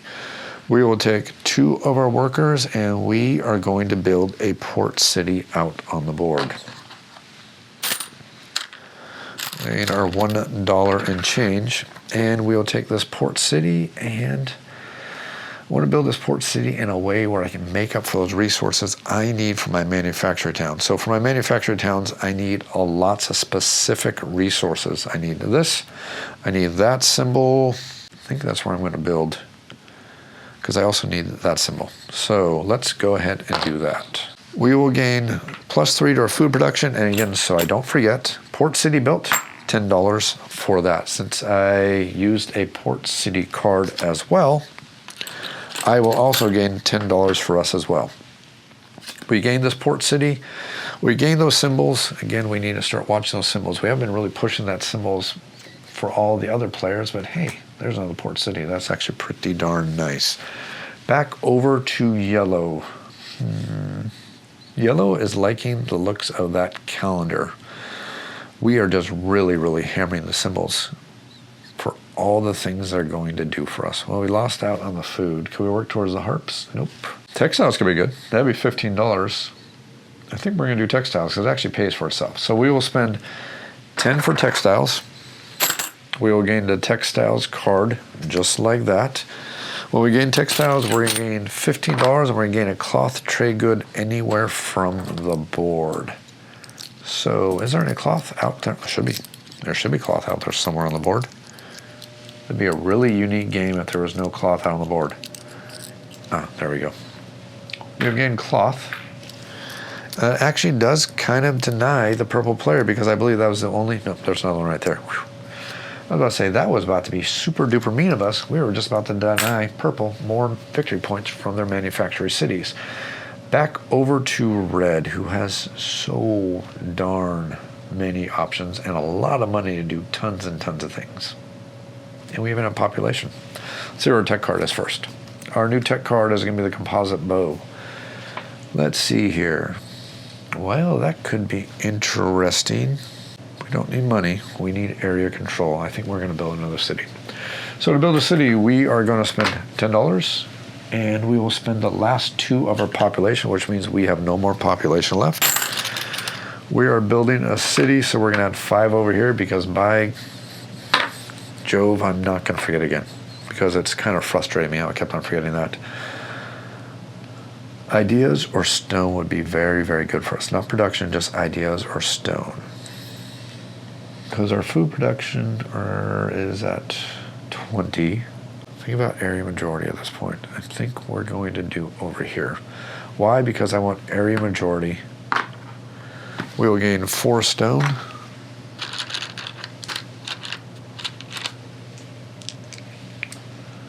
And back to purple, who is going to build another port city. We need 2 of our workers and 10 of our dollars to build a port city. We're going to take this port city card. Actually, darn it. Do I want to do this? Yeah, because we are pushing for the seafaring civilization. We really want that seafaring, even though we can't do it. Is it better to take the composite bow? Gosh, a lot of decisions in this game. So this is going to be paying for our port city, which will put the $10 over here. We will gain the $10. And we will add the port city over here, and then we get to move on to the yellow player. The yellow player is really pushing the technology idea because I think that's going to be the best idea for us. So we are going to claim weights and measures. Weights and measures is going to cost us $10 because we do not have the ideas. That's okay. Money can always replace ideas.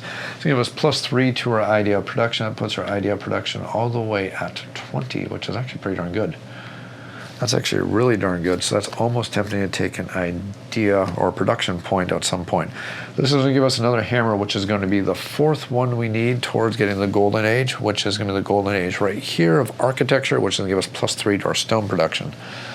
If I can use that with some of these stone production tiles out here, I might be able to finish out the Masonic civilization. No guarantees though, but now we get to go back to the red player after we flip over another technology card. Formations, nice. Eliminate 2 military units where you have an infantry unit. Gain 2 influence in every region where you have an infantry unit during the Empire scoring. Well, that just made infantry become really, really powerful and really darn good, which is interesting because everybody went cavalry. And that's one of the things you have to be careful with this game. Like I said, very strategic or very tactical game. Not as strategic, much more of a tactical set collection game. The red player sees that they're pretty much the only one who can probably get the seafaring civilization advancement or civilization achievement because they only have 1 port city left to put out. Yellow still has all 3 of them. Purple still has 2 of them left to put out. So if we can work, we are going to gain 20 food, and that's pretty much going to help us buy that population +4 population card. So I think that's exactly what we're going to do. So we're simply going to do a work action, which is going to give us 20 food, because that is our current food production, which is super duper nice. Remember, they kind of raced earlier to get that nice population bonus. Fortunately, we don't have any population to help us with the work action, so it's just going to be a flat 20 food, but that's actually not too bad. Now we get to go back over to purple, who's kind of bouncing all over with strategies because the tactical status of the game is changing all the time. We are going to take the composite bow. We have the book. We have the military from our general, and we are going to play this card. This is going to give us 2 cavalry units. And hopefully when things come back around to us, if we have money, we can find a way to gain formations, which is what we're looking for. And eliminate 2 enemy units where you have cavalry unit may be placed in any region. So eliminate 2 enemy units. Well, I think I know pretty much what I want to do at this point. Let's place these guys here and say yellow goodbye. I think that's the best thing to do because that gives us now area majority, at least tied with red, especially if we get another manufacturing town out. That seems to be the strategy we are working for is manufacturing towns. I think that's what we're going to do. And we are done with our action for the purple. Back over to yellow, who is working on gaining those hammers. But before we do that, let's flip over tech card, make sure we're not getting a scoring round, which is probably too early for that to happen. Okay, we have 1, 2, 3, 4 hammers. Let's go ahead and get that 5th hammer from the tiles. I think that's going to be our best idea. We will spend that for the ideas. We definitely have the harp, so that's not going to be a problem for us. 2 victory points per wonder at the end of the game, plus 2 stone production. Well, unfortunately, we don't have any wonders, so now we need to start getting up our stone production so we start building some of those wonders. It could be a good strategy for us, and plus that is our 5th hammer, which is good for us. Back over to the red player, who is going to do a population. We will spend 20 food. That leaves us 10 food we need to cover. So since we need 10 food, that's going to cost us 20 money. So that's going to be one heck of a big expenditure, but it's definitely going to be worth it. And we will now gain 4 population, and hopefully we can use this 4 population plus the stone we already have to go ahead and build that port city, which is going to give us 6 victory points for the 3rd port city. Now the population card comes out, and that could possibly change up the way things are occurring for the purple player. I think purple is going for manufacturer because we need to get that cow symbol still. So we're going to go manufacturing town, and we're going to take this manufacturing town. Get rid of that population card. The reason why we're taking this one is because we can score these multiple times. We already have one of these manufacturing towns, and I think that's going to be perfect for us. So I just need to get a cow. Is there a closer cow? There is. Let's go ahead and take that one right there. This means we guarantee 10 victory points because we already have one of these. So we're going to gain $5 for the card. Our tariff production is going to go all the way up to 4. Oh boy.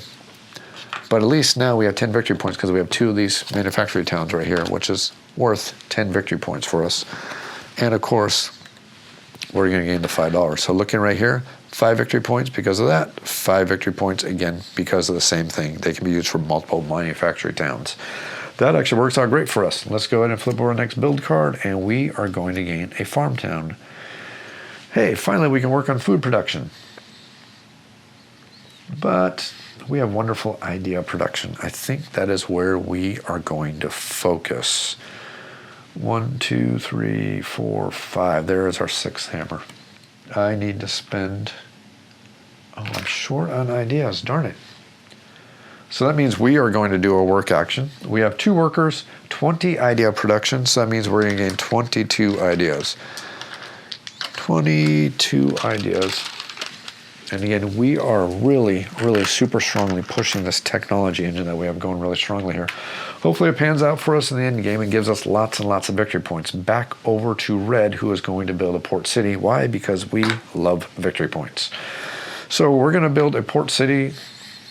No port city cards out, unfortunately. This is going to cost us 2 workers, and it's going to cost us 4 stone.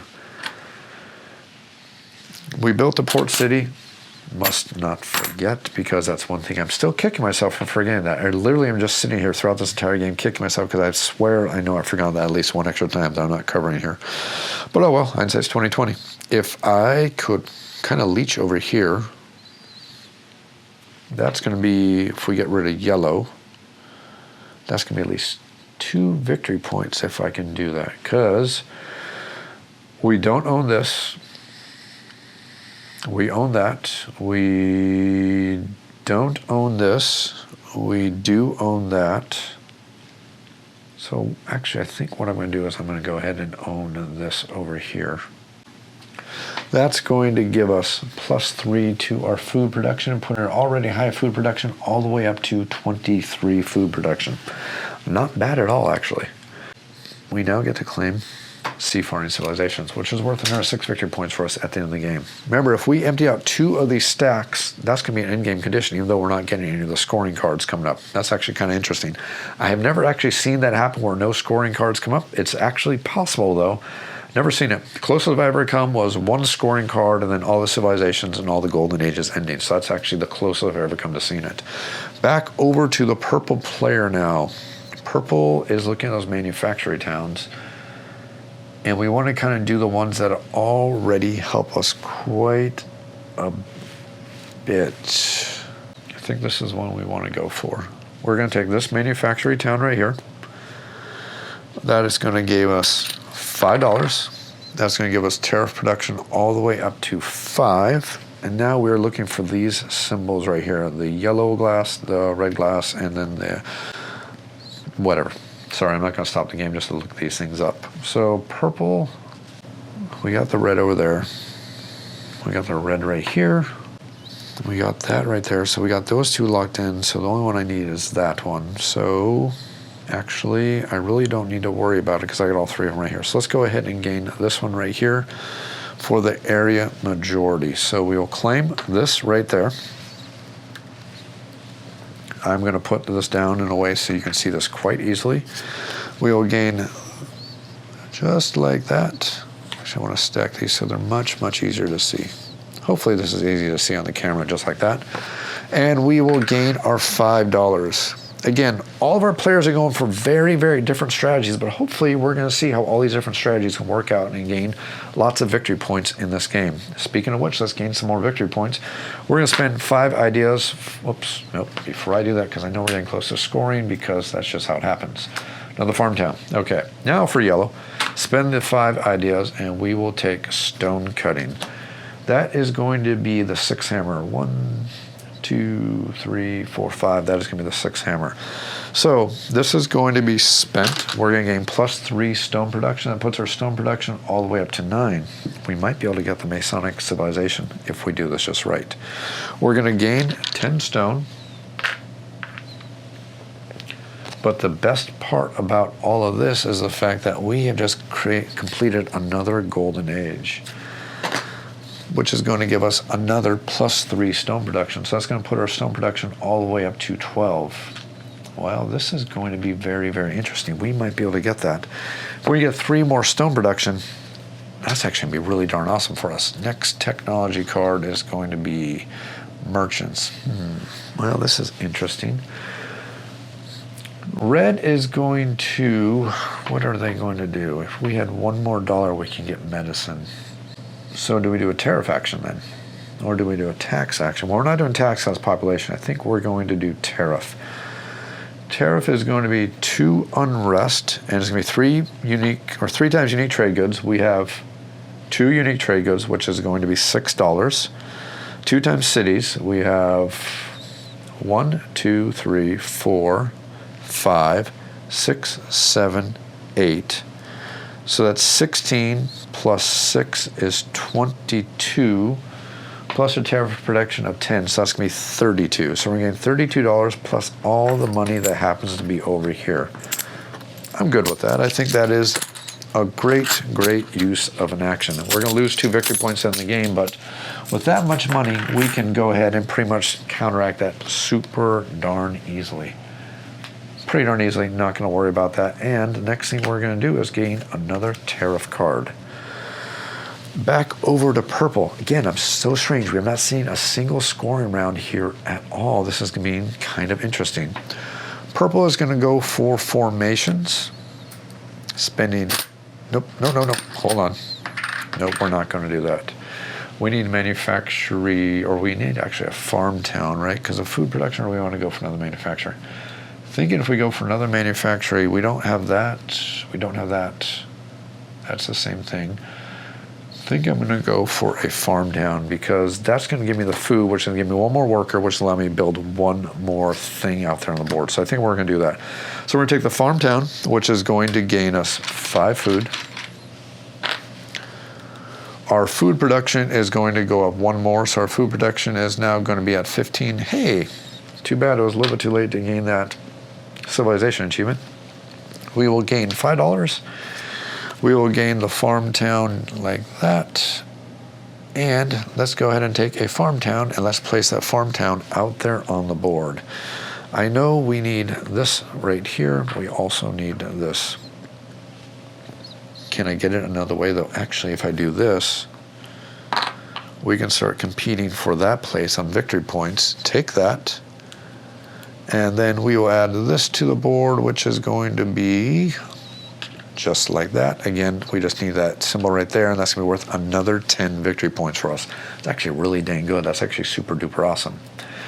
So let's go ahead and put another build card out, which is going to be a port city. And now we get to go back to the yellow player, who has a phenomenal tech engine going for just so many darn great things. So many things that they can be doing on their turn to make up victory points. Let's see how we can get the most victory points to really, really help us out. We're going for stone production. If I can get my stone production, 3 more stone production actually is all I really need. If I can gain 3 more stone production. There's 2, 4, 6, 8. I can do this. So what I'm going to do is I'm going to spend 2 workers, and I'm going to spend 4 stone, which means I'm going to get 1 stone back. And we will build another city. Now, I want this city in a place which is potentially going to give me victory points. If I go here, I can compete, but there's no stone in Italy. If I go here, I can definitely compete in a very, very good way. So I think it's either going to be here or it's going to be up there. If I go up here, we got 6 versus 4. I can at least piggyback 2 victory points. If I go right here, I can also piggyback 2 victory points. That's going to kind of pigeonhole me there. So, but you know what? I'm okay with that. Let's go here. I'm actually thinking this is going to be the right thing to do. So we're going to gain that. Our stone production is going to go up to 14. I built a city, and hey, look, I'm going to remember the holding area for once. And I think that's everything we're going to do. That is our entire turn. Let's go back over to the red player. Red player is going to purchase medicine, which is going to cost them $10 because we don't have the ideas to do this. The main reason why I'm doing medicine is because we're going to gain 2 more of these symbols. I have the book already for which is a prerequisite. I already have another one of these symbols. But the main reason why I want medicine so bad is not only am I going to gain 2 population, which is going to allow me to build more cities for whenever we manage to gain the scoring round, if it ever shows up for us. But the other reason why I'm thinking about this is that is going to give us our golden age, because we already have 1, 2, 3, 4, 5. That'll be 6, 7 of those symbols, which is also going to give us the other medicine. So I gain my 2 population for the card. I gain my golden age, which is going to give me another 2 population. So now we are back up to 6 population. Plus we also gain 6 victory points. Pretty darn cool. So that's actually great for the red player. Again, all of our strategies are so mutating as we're playing this game. I originally had some original ideas, but now it's just completely shifting 100%. It's been a really interesting game. Wait, I already refilled it. What am I doing? Okay, sorry. Back over to the purple player who needs this symbol right here. Let's go ahead and take a farm town, because I think this would be a great time to take a farm town. Take a farm town. Taking a farm town is going to give us 5 more food, and it's going to add +1 to our food production. So we're going to gain our food. Our food production is going to go up to 16. We will take one of our farms. We will place the farm out here on the board, and we know we need that symbol right here, but can we put this somewhere else where we're going to get some area control or something to help us? I can't see another area that is going to give us that symbol, so that is worth 10 victory points for us. If we look right here, it's going to be 10 victory points because we completed this manufactured town twice, that manufactured town twice. That is 20 victory points for us at the end of the game. That is 100% worth it for us. I am so A-okay with that action. Put out another build card, and we are going to gain a cultural city, which is worth -3 to unrest, which is great for anybody who's been doing lots of taxing and tariffing. So that can actually influence what the red player is going to do. But yellow has things that they want to do as well. See, we got government, we got harps, and then we got the other government one. Let's see, we have 1, 2, 3 harps. We have 1, 2, 3 of that. 1, 2, 3 of that. So 3, 3, or 3.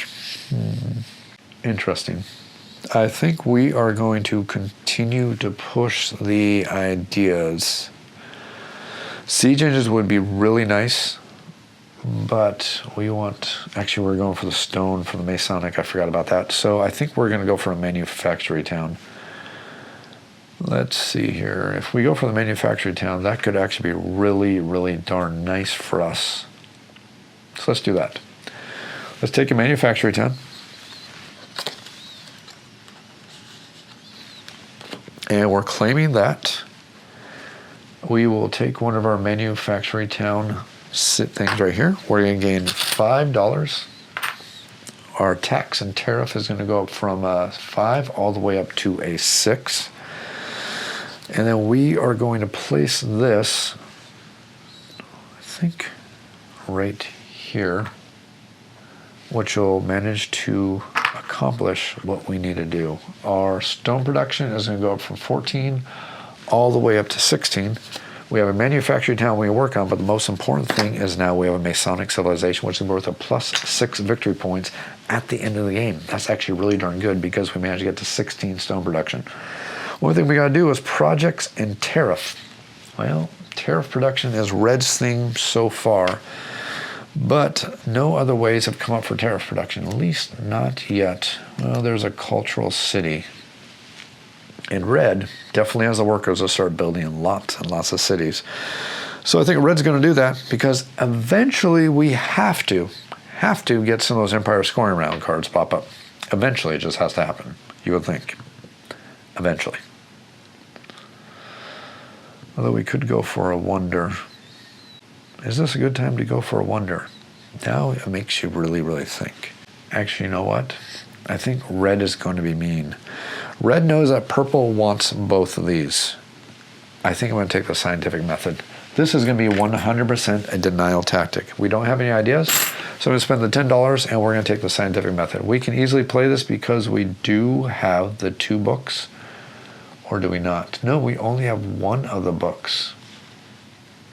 Interesting. That does change everything. Unfortunately, we only have 1 of the books. I thought we had 2 of them. No, we do not. Change of plans. We'll take our $10 back. I think what we're going to do is we're going to build a city. I think that's probably our best thing, is to build a city, get those extra victory points from area control. So that's what we're going to do. Spend 2 of our workers. We will spend $10, which will give us $2 back. We'll put $5 right there. And we're going to build a city. Let's go for area control. I think we're going to go... Let's go ahead and put our city right there, just like that. That's the turn for the red player. Back to the purple player. Let's see here. What does purple want to do? Oh, wait, hold on. I forgot to claim my card for building a city. Architectural or cultural. We're going to take the architectural because we are looking for that symbol, which is going to give us 5 stone. Which we need to be replaced.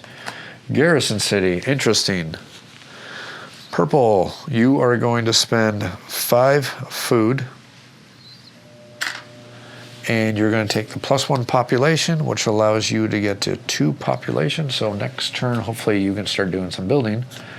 And we're going to see the +3 population card come out. Wow, this is getting super duper interesting.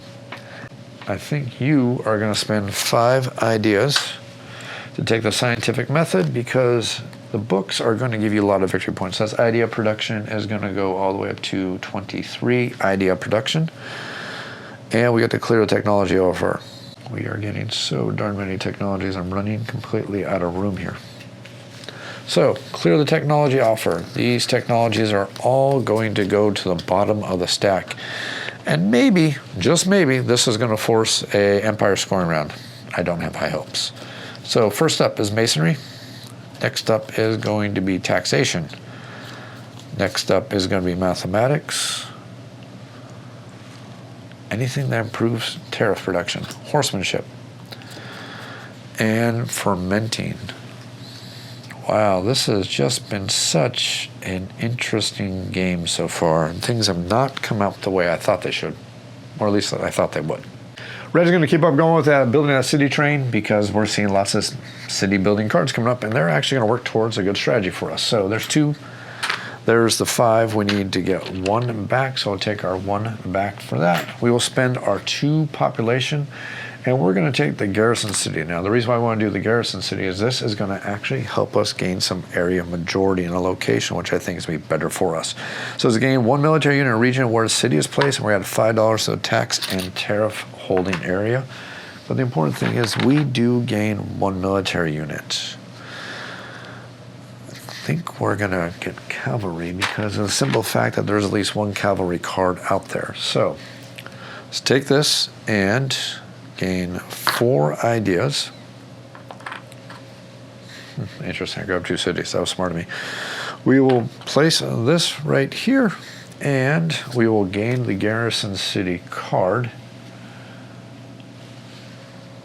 And then we need to gain 4 ideas.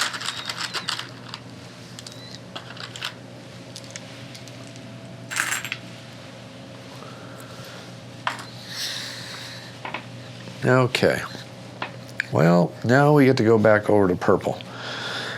Purple has all the manufactories. Oops, hold on. Before I forget again. Farmtown. Purple is... there's so many options. Let's see here. Wood, stone. Don't have any of those. Port City is not going to help us. Population isn't going to help us.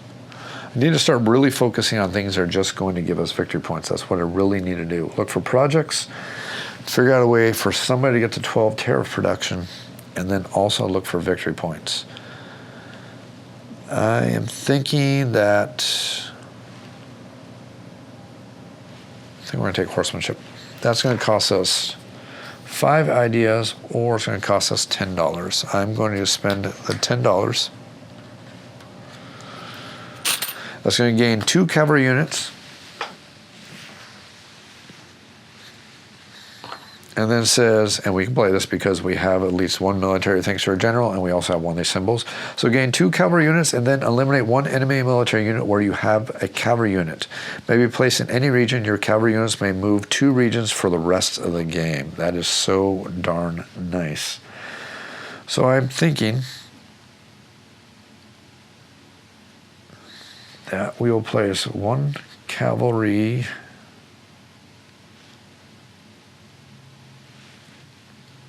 here, and then we will place 1 cavalry. I think we're going to go right there. Then we get to eliminate, so let's go ahead and eliminate that. And we will gain this card, added to our Empire vastly growing collection of set collection. That is it for the purple player. Now we get to go back over to yellow after we place the technology card. Let's see here. I think what we're going to do as yellow is we are going to spend 5 ideas, and we will take mathematics because we definitely have the books to do so. We actually, if we ever forget, we do also have at least 6 of them we know because of that card and that victory point thing. So this says gain +3 to our idea production. Our idea production is now off the charts at 26 idea production, and we're going to take a bonus action. That's the main reason why I wanted this one. So this does not refill to the end of the round, so we're going to take our bonus action of taking fermenting. That's going to cost us another 5 ideas. This is going to give us another harp symbol. We now have 1, 2, 3, 4. If I get 2 more of these harp symbols, we can gain another golden age from fermenting. And right now, that is worth a lot of victory points for us. So that actually works out pretty darn good. Now we get the refill. Technology with animal domestication, and we will also gain sailing. Hey, that looked like tariff reduction. I'm going to take that. I'm not going to look at anything else. That's victory points. I will spend 1, 2, 3, 4 ideas and $2 for the last idea. We will spend the 4 ideas. We will take sailing. I know we can get it because we definitely have both of these symbols in our empire already. That means our food production is going to go up to 25. Wow, we got awesome food production. Important thing is we're going to gain +2 to our tariff, so we're going to go from 10 to 12. That allows us to become a trading civilization. Pretty darn nice. Another 6 victory points and another bunch of symbols for our set collection for the end game victory points. Remember, the only thing left now is the Great Builder and these tokens right here, which I think I'm going to move down here just so I can keep an eye on them a little bit better and watch how things are going and see if I'm actually going to manage to make a game end without a single empire scoring occurring at all. Fertilizers. This is really getting to be an interesting game of how things are turning out. So is not turning out the way I thought things were going to turn out here at all. So you have 1, 2 of the governments. You have 1, 2 of those. It's not going to help you. Projects.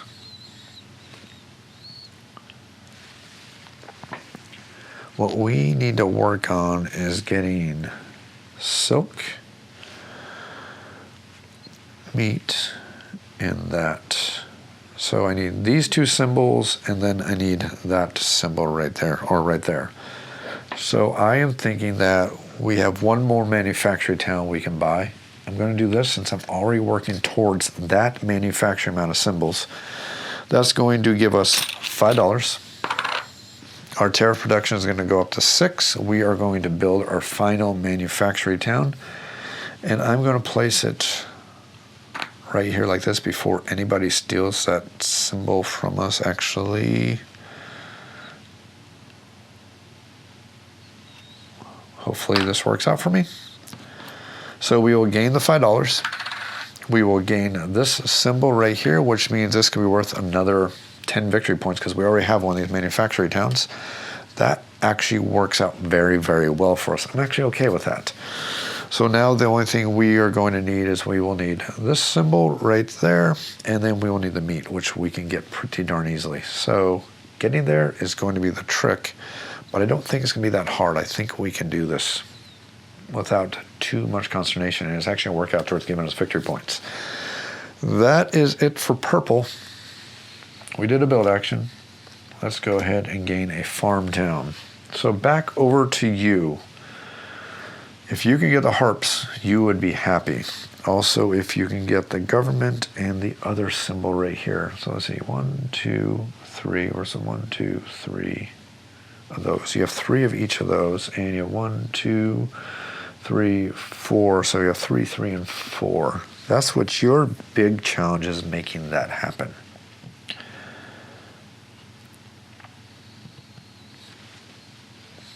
Masonry. I think that's going to work out perfectly. So let's take 2 ideas, and then we need $6 more. So we'll spend 5, 6 to make up the difference. Let's claim masonry, and this is going to allow us to add a free city adjacent to one of your cities. Now, since this is an added city, not a built city, it's not going to work towards the holding section right here. And we get to place this next to any one of our cities that we currently have on the board.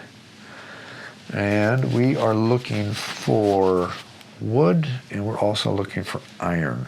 So if I can get wood or iron out of doing this, this would actually be perfect. Or is it, yeah, it's iron, not bronze. Let's see here, wood or iron. Do I need that symbol? I don't need that symbol. So I think it has to be placed next to a city, right? Yeah, one of my cities, not next to a town. So let's go ahead and claim. Let's get some area majority going back over here. That would have been nice to get. Let's do it just like that. That's got a +2 to our food production. So our food production is now going to go up to a whole 4. Definitely not something we're really pushing that hard. Need to get the wood, and then I need to get the iron there. That's the technology card. Let's flip over to the next one, which is going to be the lighthouse. So red, you are working towards building more cities. I think we're going to go for the cultural city because, well, we don't need the harps. It doesn't help us. Okay, let's figure out what we can do that's going to give us the most victory points at this point. There's so many things that we're working towards. Let's just make this happen correctly. And I think we're going to work towards city-states. There's nothing out there that's going to, oh, actually a cultural city would help us. And the -3 on rest would be absolutely fantastic. So we're going to build a cultural city as a red player. So that is that. Here is 1 stone, which means we need 4 more stones, so I need $6 more. I will spend $6 more. We definitely have the last of our population to do this. All of our resources are spent, and I will remember that since we actually are doing a build action, $5 goes there. We'll take the cultural city, which is -3 to on rest, which is great because we had to do that taxation or that tariff action, which will counteract a lot of that. Plus, it's going to give us the symbols we need. And the really important thing is I get to add another city out here for area control and area majority. So if I go here, we're going to take the majority. If I go here, we're going to keep the majority. Could force something over there, but I think what we're going to do is, I think we're going to go over here. I don't have any manufacturing towns. Don't need money, but money can always be great. See, you're competing with me, so if I do this, I'm going to push you out, and I'm going to gain the most victory points here. So let's go ahead and do that. That's going to give us $10, and that actually works out pretty darn A-okay for us. Flip over, and we still do not have a scoring round. This is really darn unique. I'm just going to say unique. Unique is what this really, really is. So we need this symbol right here, so we are going to go for a farm town because we cannot build any more manufacturing towns. That is going to gain us 5 food, putting us 10 food. Our food production is going to go off 1. Our food production is now going to be at 17. We will place out a farm town just like that. And the main reason why we did that is because we wanted this symbol for this section over here, trying to gain those victory points. And we now have that farm town and more possible victory points. Let's go ahead and flip over the next card and see if we're going to get empire scoring. Still no empire scoring. Interesting. Well, interesting. That's all I can keep saying is just interesting because this is weird. I am expecting different things to be happening and they're just not happening for us. I think we're going to go for the lighthouse. Lighthouse is actually fantastic for us. We don't have any money. We don't have any ideas to do this. We got lots of stone though. So is this going to be a time where we're going to work? Because if we work, we're going to gain 26 ideas. Let's go ahead and work, gain 26 ideas. 5, 10, 15, 20, 25, 26, because we have an insane idea production engine going. That is our turn. Back over to the red player. Let's see here. Red, you need that harp symbol. You're working towards the government one. Sorry for having to recount constantly on the camera here. I know this slows things down, but you understand I'm controlling 3 complete factions which have tons of cards here, and I'm trying to remember everything and trying to make sure I'm doing everything right and trying to keep things as honest and true to the rules of the game as possible. I think what we should do, though, is probably take that civic engineer project, which will allow us to work towards the kings. So that means that we need 5 stone or 5 ideas. Since we have neither, that means it's going to cost us $20. Not a big deal. We have the $20, 5, 10, 20. There's going to be 1 victory point for every one of these symbols we have in the game. That's going to be 1, 2, 3 of those. Not that big, but what we're working towards is the kings. And plus, this is a little bit of denial for the other players so they can't get victory points. And I think that's going to be what we are going to do. Hey, look, still no scoring rounds. Wow. Okay, so purple needs the meat. Here, you're going to farm town it again. So, farm town. We're going to gain 5 food. That puts us at 15 food. Our food production is going to go up by 1, putting our food production at 18. We're going to take one of our farm towns, and I think we're going to place it right here, which does give us area majority. Another really cool thing about doing this, though, is now we managed to figure out a way to complete another manufactory. So we have 5, 10, 15, 20, 25, 30 victory points just from our manufactory towns. It's actually not bad. That's a pretty darn decent amount of victory points. That can make a huge difference during the end game. So back to yellow, who has a massive amount of ideas. Theocracy could be really darn cool. But first, before we do theocracy, it's going to spend the 5 ideas, and we are going to gain the lighthouse. The main reason why we want to gain the lighthouse is for the bottom part. It says gain 1 trade good tile from the board. Oh wait, we don't know any port cities. Ha! I was thinking this was red. Ew. Let's not do that. Let's take our 5 ideas back, and I think we are just going to go for a theocracy. During the Empire scoring phase, you'll score 2 victory points for each region that contains at least one of your cities. We are 1, 2, 3. So that means we will need to spread out a little bit more. So maybe theocracy is not that good. Oligarchy could be good, though, because we have tons of those golden ages. That'd be 3, that'd be 5 victory points. That would not be bad at all.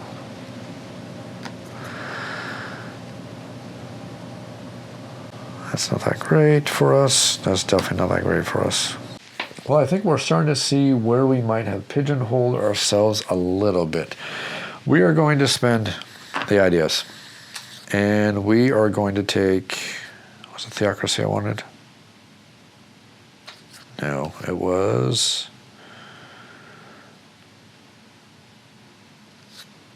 oligarchy, right? Yes. We're going to take oligarchy. What this allows us to do is, as long as you're an oligarchy, you gain +5 tax and tariff production, and during the empire scoring, we're going to gain 1 victory point per every achievement tile we have. We have 5 achievement titles. This can be potentially worth at least 15 victory points for us if we get a lot of scoring rounds. And I think what I'm going to do is I'm going to force a scoring round. And we actually have a scoring round because I just screwed up and forgot to do that. So let's go ahead and backtrack because I actually forgot to fill up the board at the end of the purple player's turn. That was actually our very first empire scoring, so we don't have the oligarchy yet. Let's go ahead and actually do our very first empire scoring because this has been probably about a 3-hour video at this point where we have not scored a single victory point yet. So let's go ahead and show you exactly how scoring happens because I'm sure all of you are wondering how it happens over this very, very, very long video. So for the empire scoring, the first thing we need to do is we need to figure out the area majority in every single region. Every single region has area majority. The player with the most majority is going to gain the most amount of victory points. Whoever has second place is just going to get a flat 2 victory points. And the way this is going to work out, if you have the most influence, you're going to gain 3 victory points plus 1 victory point per every city and or wonder in that region. It doesn't matter who owns it. So we need to go through all this and figure out who has the most amount of influence. Every single military unit is going to be worth 1 influence, every city's 2 influence, and every other town, farm, or manufacturer is worth 1 influence. So let's go ahead and take this one by one, starting in the upper left-hand corner. But before we do anything, I have to remember that we do have a general in play who has a power. Eliminate 1 military unit in a single region containing your infantry or cavalry before each empire scoring. So purple wants to do that to guarantee that they are going to have the majority and gain the most amount of victory points. So things worked out that we didn't need to worry about it. So I think what we're going to do is we're just going to eliminate right there for the yellow player. Now let's go and just figure out the victory points. We're going to start with this region right here. We have a city, and a port. That's going to be 6 influence versus 2, 3, 4, 5 influence versus 1 influence. Red has the most amount of influence in this area, so they're going to gain 3 victory points plus 1 for every city. Doesn't matter who owns the city. So you have 3, 4, 5, 6, 7 victory points. That's going to be for the red player. So 7 is going to gain, or red's going to gain 7. Purple has second place, so he's gained a flat 2 victory points. Yellow gains nothing for that area of control. Now we get to go to Italy right here. We see that red has 6 versus yellow's 4. Red has the most, so that's going to be 3, 4, 5, 6, 7, 8 victory points again for red, putting them at 15. And then yellow is simply going to gain a flat 2 victory points because they have second place. Coming over here, we see that purple has the most, so they're going to gain 3, 4, 5, 6 victory points, because there's only 3 cities. The rest of these are just towns. So 6 victory points for purple. That puts them at 8 victory points, and yellow's going to gain 2 more victory points for coming in second place. Finally, we're going to come to this region right here. We're going to see that purple has 2, 4, 5, 6, 7 versus 2 versus 3. So purple has the majority. So we're going to go 3, 4, 5. That's not important. So that's 5, 6 victory points for purple. That puts them at 14. Second place is red due to 3 influence, so they're going to gain 2 victory points. That puts them at 17. Now we're going to come over here. We have 4 influence versus 5 influence. That means that purple is going to gain 3 plus 2 cities is 5. That puts us at 19. Red has second place, so they're going to gain 2 more influence right there. Yellow gains nothing. Then finally, we get to come to this section over here, which is going to be the most highly contested. We have 6 for red, 5 for yellow, 4 for purple. So 6 has the most influence, so they're going to gain 3, 4, 5, 6, 7, 8, 9 victory points for red. That puts them at 27 victory points. Purple is last because they have 4 influence versus yellow, who has 5 influence, so they're going to gain 2 victory points. So they're going to go from 4 to 6. So at the end of this very first scoring round, we're going to have 27, 19, and now we're going to have 6. Then we're going to draw the next card, and since the empire scoring for the build deck has been done, that means there cannot be any more empire scoring, so it's going to come out of the build deck. That's one of our 3 endgame conditions. So if we get the endgame condition of 2 more of these decks, it's going to bring them around the end of the game. So now that the scoring is done, now we get to go back over to yellow's turn. And unfortunately, yellow would have loved for that to happen after they got the oligarchy. Unfortunately, it did not happen. I'm not going to change my decision, though. I think we're still going to take the oligarchy. Although, now that I think about it, I think a manufacturing town is going to be better because we need that iron and we need that wood. And plus, it'd be nice to get some better area control because we see we're kind of losing the area control race that's going on over here. We're getting 0 victory points for this card right now. Absolutely nothing. If I can somehow figure out a way to get victory points out of that, that would make me very, very happy because right now we're getting nothing out of it. Although, maybe I work towards a wonder. Nope, I think what we're going to do is we're just going to take a project. We're going to take 5 stone, 5 ideas, and we're going to take Project Roads. Why are we taking this? Because this is going to be worth a lot of victory points for us at the end of the game. So I am actually going to take that card, and hopefully that's going to pan out for our strategy in the end game. Project Public Bass. Okay, so we have 1 project for you. I don't think anybody's going to get the project builder. Maybe, who knows? This is going to be a tough one to see if anybody gets the project. It's going to be a lot to make that happen. This game is going to be a long game. I'm sorry, everybody. This will probably be like a 4-hour video. And again, I am really sorry. This game always doesn't run this long. Unfortunately, as a 3-player game and as a 2-player game, I'll discuss this in my review, if you don't put in the hero bodice, the game can really drag because players get the opportunity to go out there and do as much as they want. The hero bodice forces players to play much more aggressively versus defensively, which you can play on the lower player counts. Just something to be really important, really conscious of. I think the red player is going to do something very gutsy because the red player sees that if they can get another empire scoring card or at least force the empire scoring, we see that we're going to double our victory points because we have lots of area control, and I think forcing that could be a really good idea. And On top of that, if we get more area control by building more cities, that's going to be a lot more victory points for us as well. So what I'm going to do is I'm going to do something that could be a little bit brazen, probably not the best idea to do, but what I think I'm going to do is I'm going to take that population card. What that's going to do is allow us to gain population to build another city. It's also going to advance the population deck. Now, this would be 20 food normally. Don't have the food, but I definitely have $40, because remember, 2 money can represent any resource. So we're going to take this population card, which is going to give us 3 population, which allows us to have the possibility to build some more cities. I think that's actually going to work out for the best for us, because now we can actually build another city, because I have $10 left over plus 2 population. So next round, I can throw out another city for some more area majority. So it's going to replace that card, and there's another second empire scoring card. So let's actually go ahead and do this super duper easy. The board state has not changed at all. So we're going to go from 27, that's going to go all the way to 54, unless I'm failing math today, which I don't think I am. 19 is going to go to 38, and then 6 is going to go to 12.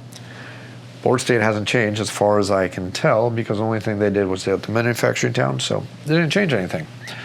So sometimes that can happen in the game. You can get 2 back-to-back rapid-fire scoring rounds, and that can really happen sometimes. You can see how the scores can really double. So you better make sure your strategies that you're playing towards are really going to pan out for you. Now I'm kind of kicking myself because I should have took the oligarchy, because that would have worked out a heck of a lot better for us. So back over to purple. Purple needs food to build out more cities, because that's kind of been their thing that they're doing. So I'm thinking I'm going to do a tax action, because what this is going to do is we're going to get 2 times population, which would be 4, 2 times that symbol, which is going to be another 4, but our tax production right now happens to be at 13. So we get 4 plus 4 is 8 plus 13 is 21, plus we gain is 20. That puts us at a total of 41 more money. Yes, we're going to lose 3 victory points, but this is going to give us the resources we want to do to start doing some other things, because we're kind of stuck in this little section of the board, and we kind of want to spread out a lot more. And that's going to give us the money we need to get some more military units. So 2 times population, I have 2 population left over, that's 4. How many of these symbols do I have? I believe I have 2 of them only. Yeah, I have 2 of them only, so that's 8. Plus my tax production is 13, so that's going to be 21. So I will take $21, plus I will take this $20 right here, and we will lose 3 unrest at the end of the game, but at least we are going to get a lot of money, because we see that things are advancing super duper quick here, very, very quickly in this game. Let's make sure that we get the ball rolling here. Back over to the yellow player. Yellow is thinking that, hey, this may be a good time to go for the oligarchy, because we've already seen 2 scoring rounds, and these decks are starting to run a little bit thin here, so let's be ready for it. So let's spend 15 ideas, and we're going to take the oligarchy. So the oligarchy is going to require 2 of those, which I got, and when this scores, we're going to gain 5 victory points if there's another empire scoring. Back over to the red player. So red needs money. We know that they get a great deal on tariffing, and our leader gives us 2 money per unique trade good. What are we doing? We already get that from the tariff action itself. So we have 3 unique trade goods, which would be $6. And we have 7, 8, 9, 10, 11, 12, 13, 14, 15, 16, $17. Plus our tariff production is currently at 12. So it's 17, that's going to be 29. I'll put 1 back in. That will allow us to take $30 by taking this tariff production action right here. So we're going to take the tariff production that's only worth -1 victory point, so it gives us $30, which is going to be absolutely awesome for us. And now we get to go back over to the purple player. So purple, for their action, need to look at everything we got out right now. We have lots of things that we could be doing, and I think what we want to do is we want to spread out just a little bit more and gain some more victory points. for area control and area majority. So having thought about that, the best way to do that is going to be to build. I have the workers and I have the money to pay for that. So we're going to build a city, which is going to cost us 2 workers, and it's also going to cost us $8. We have the $8.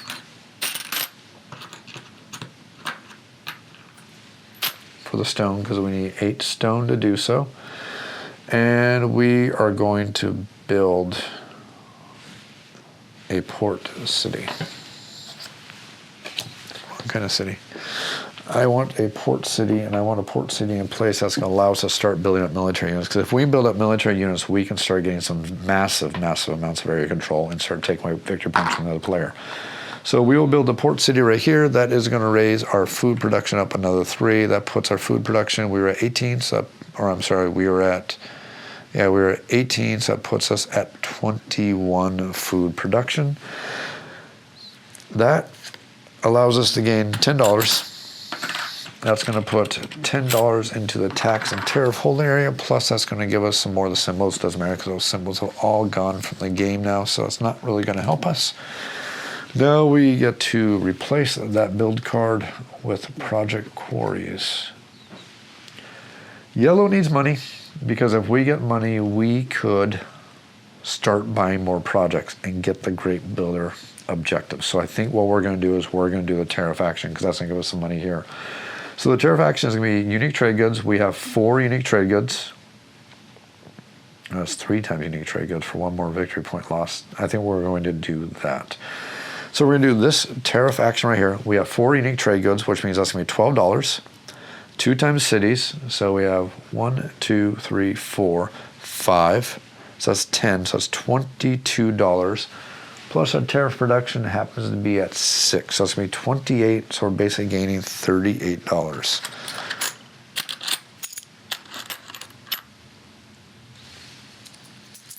Oops. And I'm just going to drop everything on the ground, because apparently that's the good way to do things. So we're going to gain $28. We're going to lose 2 victory points at the end of the game, but that's actually not that big a deal, because we're gaining enough money to more than make up for that fact that we're losing that. So we'll flip over the next card, and well, there's our final Empire scoring card. So this is our 3rd Empire scoring card that's going to come out. So that does mean we're going to score all of the empires again really, really quick. And things did change a little bit. So let's go back forward and score all of our empires. We'll start up here. And we're going to figure out who has the majority. We're going to see purple is at 5. Red is also at 5 now. Did I count that wrong before? No, I didn't. Sorry, it's 6. I almost scared myself there.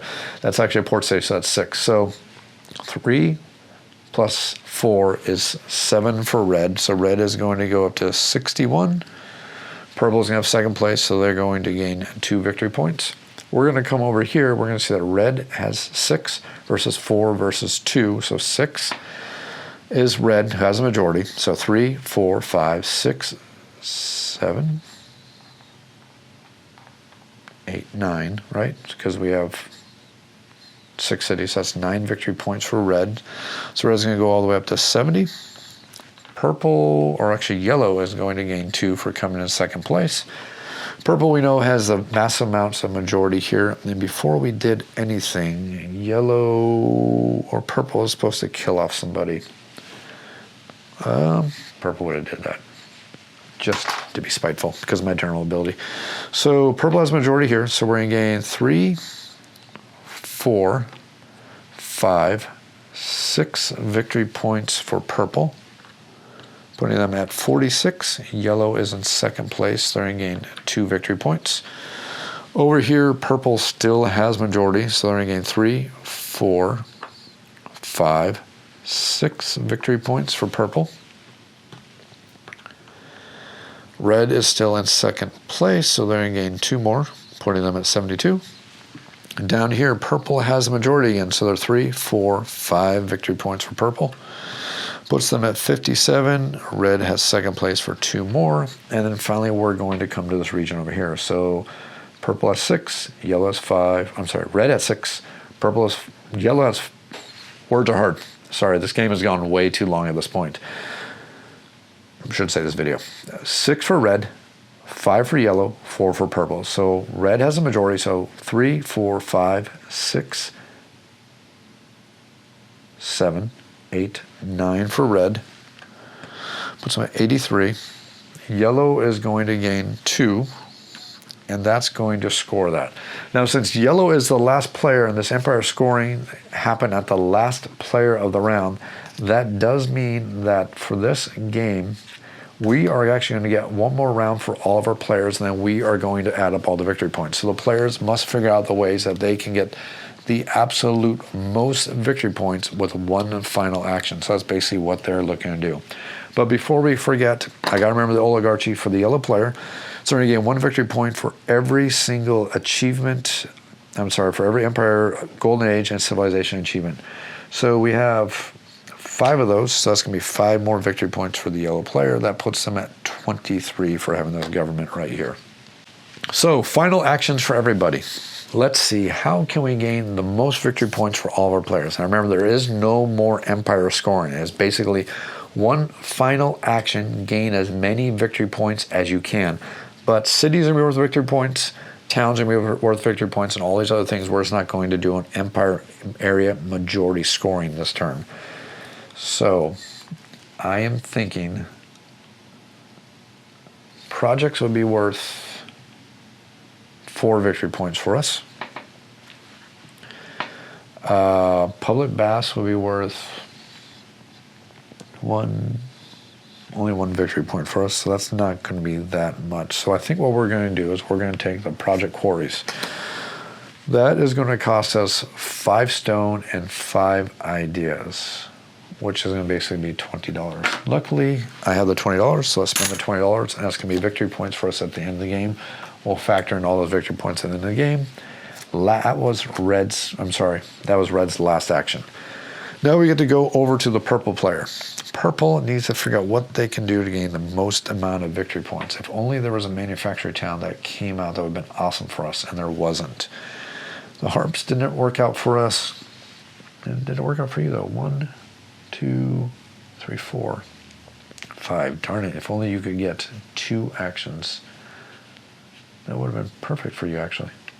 For the purple player, I'm thinking probably the best way for me to score victory points is going to be the project public baths, because this is actually going to give us 5 victory points, because we already have 4 of these symbols. 1 more is going to be a 5th one. All I need to do is produce 5 ideas and 5 stone, or spend $20, which I can do pretty easily because we have lots of money. So I'll spend the $20, and we will take the build action, and we will take the project baths, which will be some victory points for us at the end of the game. And then finally, the only thing left to do is for the yellow player to go and take their turn. And Project Forum will be 2, 3, 4, that'd be 5 victory points for them. Project Hospital, although, is going to be not as many. Project Hospital would have been perfect if the red player could have got the Project Hospital. But I am thinking that the best thing to do for us is going to be, although what I could do is I could do a complete wipe. How many build cards are left? There are actually a lot of build cards left. I'm going to go ahead and spend my Empire thing to go ahead and clear this stack. What I'm hoping for is a project that's going to match more of some of the things I got. I'm basically taking a gamble by doing this. Or do I clear? Nope. Actually, what I'm going to do is I'm not going to take that gamble. What I'm going to do is I'm going to clear the technology section and hopefully see if there's a better tech card coming up. Because Project Forum is actually going to be worth 5 victory points for us, and I would hate to clear that and get something worse. So let's not do that. Let's get 5 more cards and see if any of these are really going to give us lots of victory points. And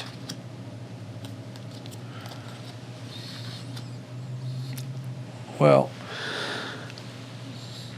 this is abusive, and that's what we are going to take. How many victory points is this going to be? Well, this is going to be a lot of victory points. We're going to gain 1 victory point for every technology card we have to a maximum of 10. We have like 20 plus technology cards, so we're going to take the early sciences, which is going to give us 10 more victory points. And of course, 4 more idea production, but that's not really a big deal for us. That just manages to allow us to get to 30 idea production, which is actually kind of cool. So let's spend our 5 ideas to buy that card. And then let's go ahead and gain 10 victory points for the yellow player, allowing him to go from 23 all the way up to 33, which I think that was so darn worth it. And that is the end game. So let's go ahead and add up all the victory points for all of our players here. I think what we'll just do is just go through one by one and add up all the victory points for all of our players. Whoever has the most amount of victory points is going to be the winner of the game. And the first thing we need to do is we need to do the area majority. Then we need to figure out what we're going to get for our golden ages and everything like that. So let's just go ahead and take this one player at a time. I'm going to move the resource bins out of the way here because, like I said, this game is a little bit of an area hog, but I want a place where I can place out all the cards, figure out all the victory points we are going to get, because it's going to make a huge, huge difference for this extremely sprawling game. And we're going to figure out all the victory points we're going to get and add them up and see who the winner is. Cool thing would be just to sit there right now and try to guesstimate who do you think is the winner of the game right now as things stand. Do you think it's the red player who kind of went for a strategy that was kind of playing as the board went along? Or do you think it was maybe the purple player who kind of started with one strategy and went to another one? Or do you think it's the yellow player who pretty much was very bold-headed about keeping the same strategy through the entire game, not changing up the strategy and seeing if that is going to be the best way to win the game? 3 different strategies. Let's see which is going to work. So the first thing we need to do is we need to score for all of our cities that we happen to have. So let's go ahead and score for our cities first. So there's going to be 2, 4, 6, 8, 10, 12, 14, 16. Wait, I should have did this backwards. No, that was kind of smart of me. Let's try this again.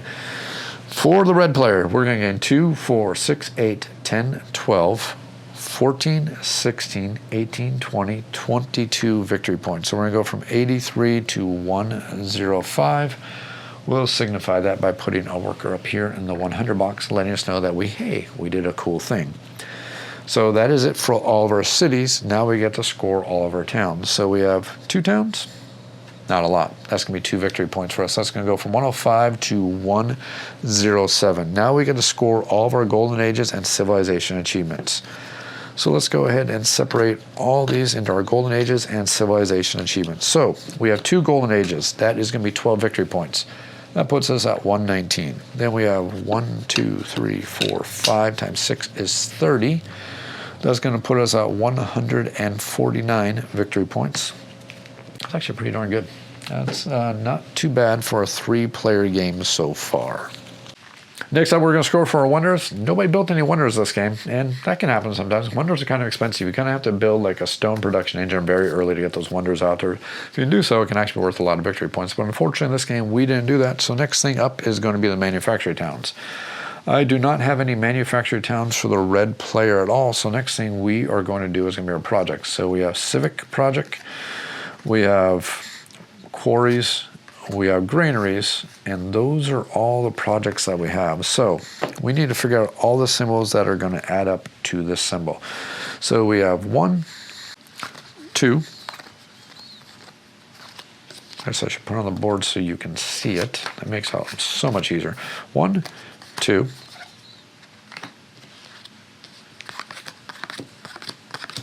3. Only 3, so we're going to gain 3 more victory points for red. That puts them at 152. That project card has been scored. Next up we have is the project quarries, which is 1 of those symbols, 2, 3 of those symbols, and is that all we really got? No. So that is going to be worth 4 more victory points for us at the end of the game. So that puts us at 156. And then finally, the project granaries. So we have 1, 2,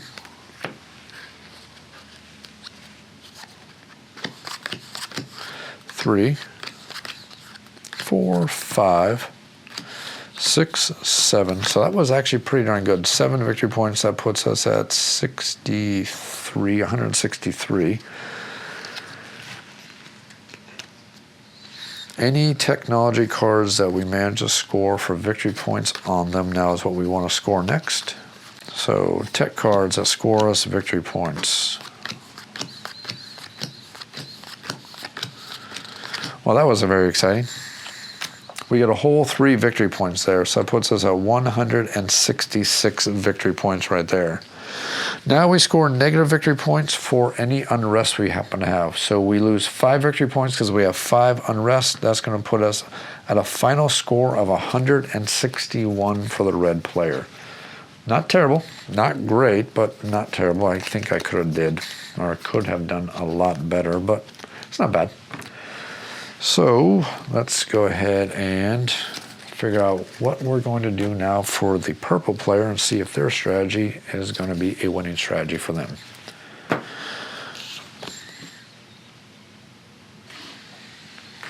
Up for the purple player. So the first thing we need to do is we need to figure out how many cities we have for the purple player. So we have 2 victory points. So 2, 4, 6, 8, 10, 12, 14. Is that it, really? I thought I got 2 port cities out.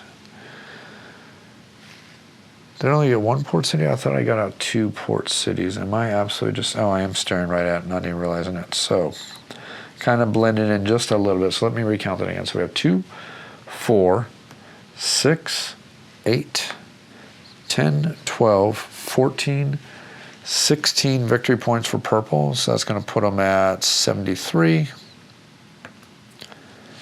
And then we're going to gain 1 victory point for every manufacturing town we have. So that's going to be 1, 2, 3, 4, 5, 6, 7, 8, 9, 10. 83 victory points right there. We have no wonders, so now we got to figure out our manufacturing towns. And this is where we're going to gain a decent amount of victory points because we completed all of our manufacturing towns. That's 5, 10, 15, 20, 25, 30 victory points. That's going to put us from 83 to 113. Put another worker up there to signify that we broke the magic 100 barrier. So now we're going to see if we have any project cards or anything like that that's going to give us some extra victory points. But before we do that, I need to make sure I do our golden ages, our civilization achievements, because we did manage to get 2 civilization achievements, which is going to give us another 12 victory points. So it's going to put us at 125, slowly but surely encroaching on the red player's score. So now we need to figure out for projects. Let's go and separate these out really, really quick. So we only managed to get 1 project for the purple player, which is going to be looking for that symbol right there. So we have 1, 2, 3, 4, 5, 6, 6 victory points from that, which is going to put us at 131. That's not looking that great for us. So now we got to figure out if we have any technology cards which are going to score us any victory points. I don't think purple did that well this game. So there's 2 victory points. There's 3 for a total of 5. And that is it. Looks like purple is going to come in a very, very bad last victory points. Yep, that's all they get, unfortunately. Could have been better, but it wasn't. So now let's figure out how many victory points the yellow player is going to score for themselves, because that is going to be really, really interesting to see. Let's see if our bullheaded tactic of just technology, technology, technology, and everything else be damned is going to work out for us. Oh, I'm sorry. Purple also loses 3 points because they did tax 1. So that's going to put them back down to 133. Now, let's go over to the yellow player. So for the yellow player, first thing we do is figure out our cities. So we have 1, 2, 3, 4, 5 cities. Times 2 is going to be 10 victory points.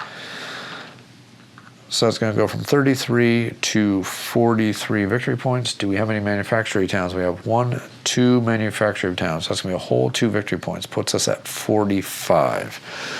Okay, now let's figure out all of our golden ages. So we have 6, 12, 18, 24, 30 victory points. That's going to be 75 down there.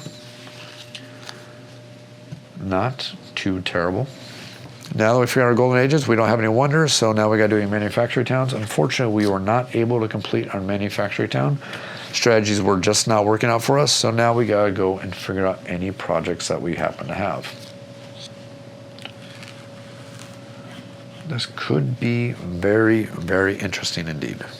So the only project we got was a project roads, which is going to be 1 victory point for every one of those symbols that we happen to have. So that's going to be 1,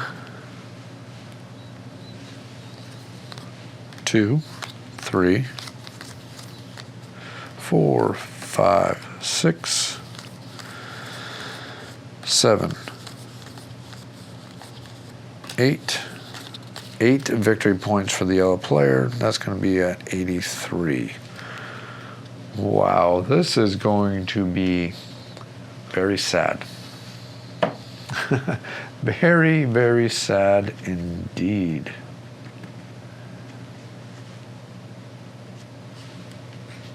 Did I forget to scroll the oligarchy a second time? Because that might make a difference. Well, it's not going to make a difference in not totally being horrible. So, that is scored. Now, do we have any technologies that are going to score? We have tiles. That gives us nothing because we didn't do any wonders. Fermenting. That will score for us.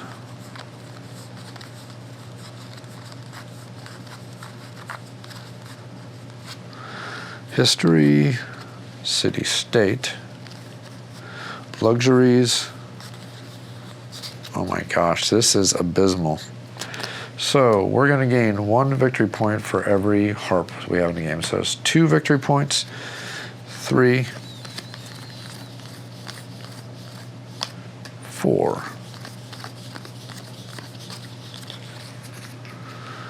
4 whole victory points. That puts us at 87. Then history is going to score 1 victory point. Oh, that's actually going to help us. 1 victory point for every military symbol. So that's 1, 2, 3, 4, 5, 6. That's 6 plus 2. Oh, we only got 1 achievement, so that's only going to be 8 victory points. Wow, this is brutal. 95. Yellow, are you even going to manage to break 100? That is going to be sad. So finally, we gain luxuries, which is 1 victory point. Oh my gosh. 2 victory points from Project Roads. 3, 4, 5, 6, 7, 8. 8. Hey, you broke 100. Welcome to the 100 Club. Not that great.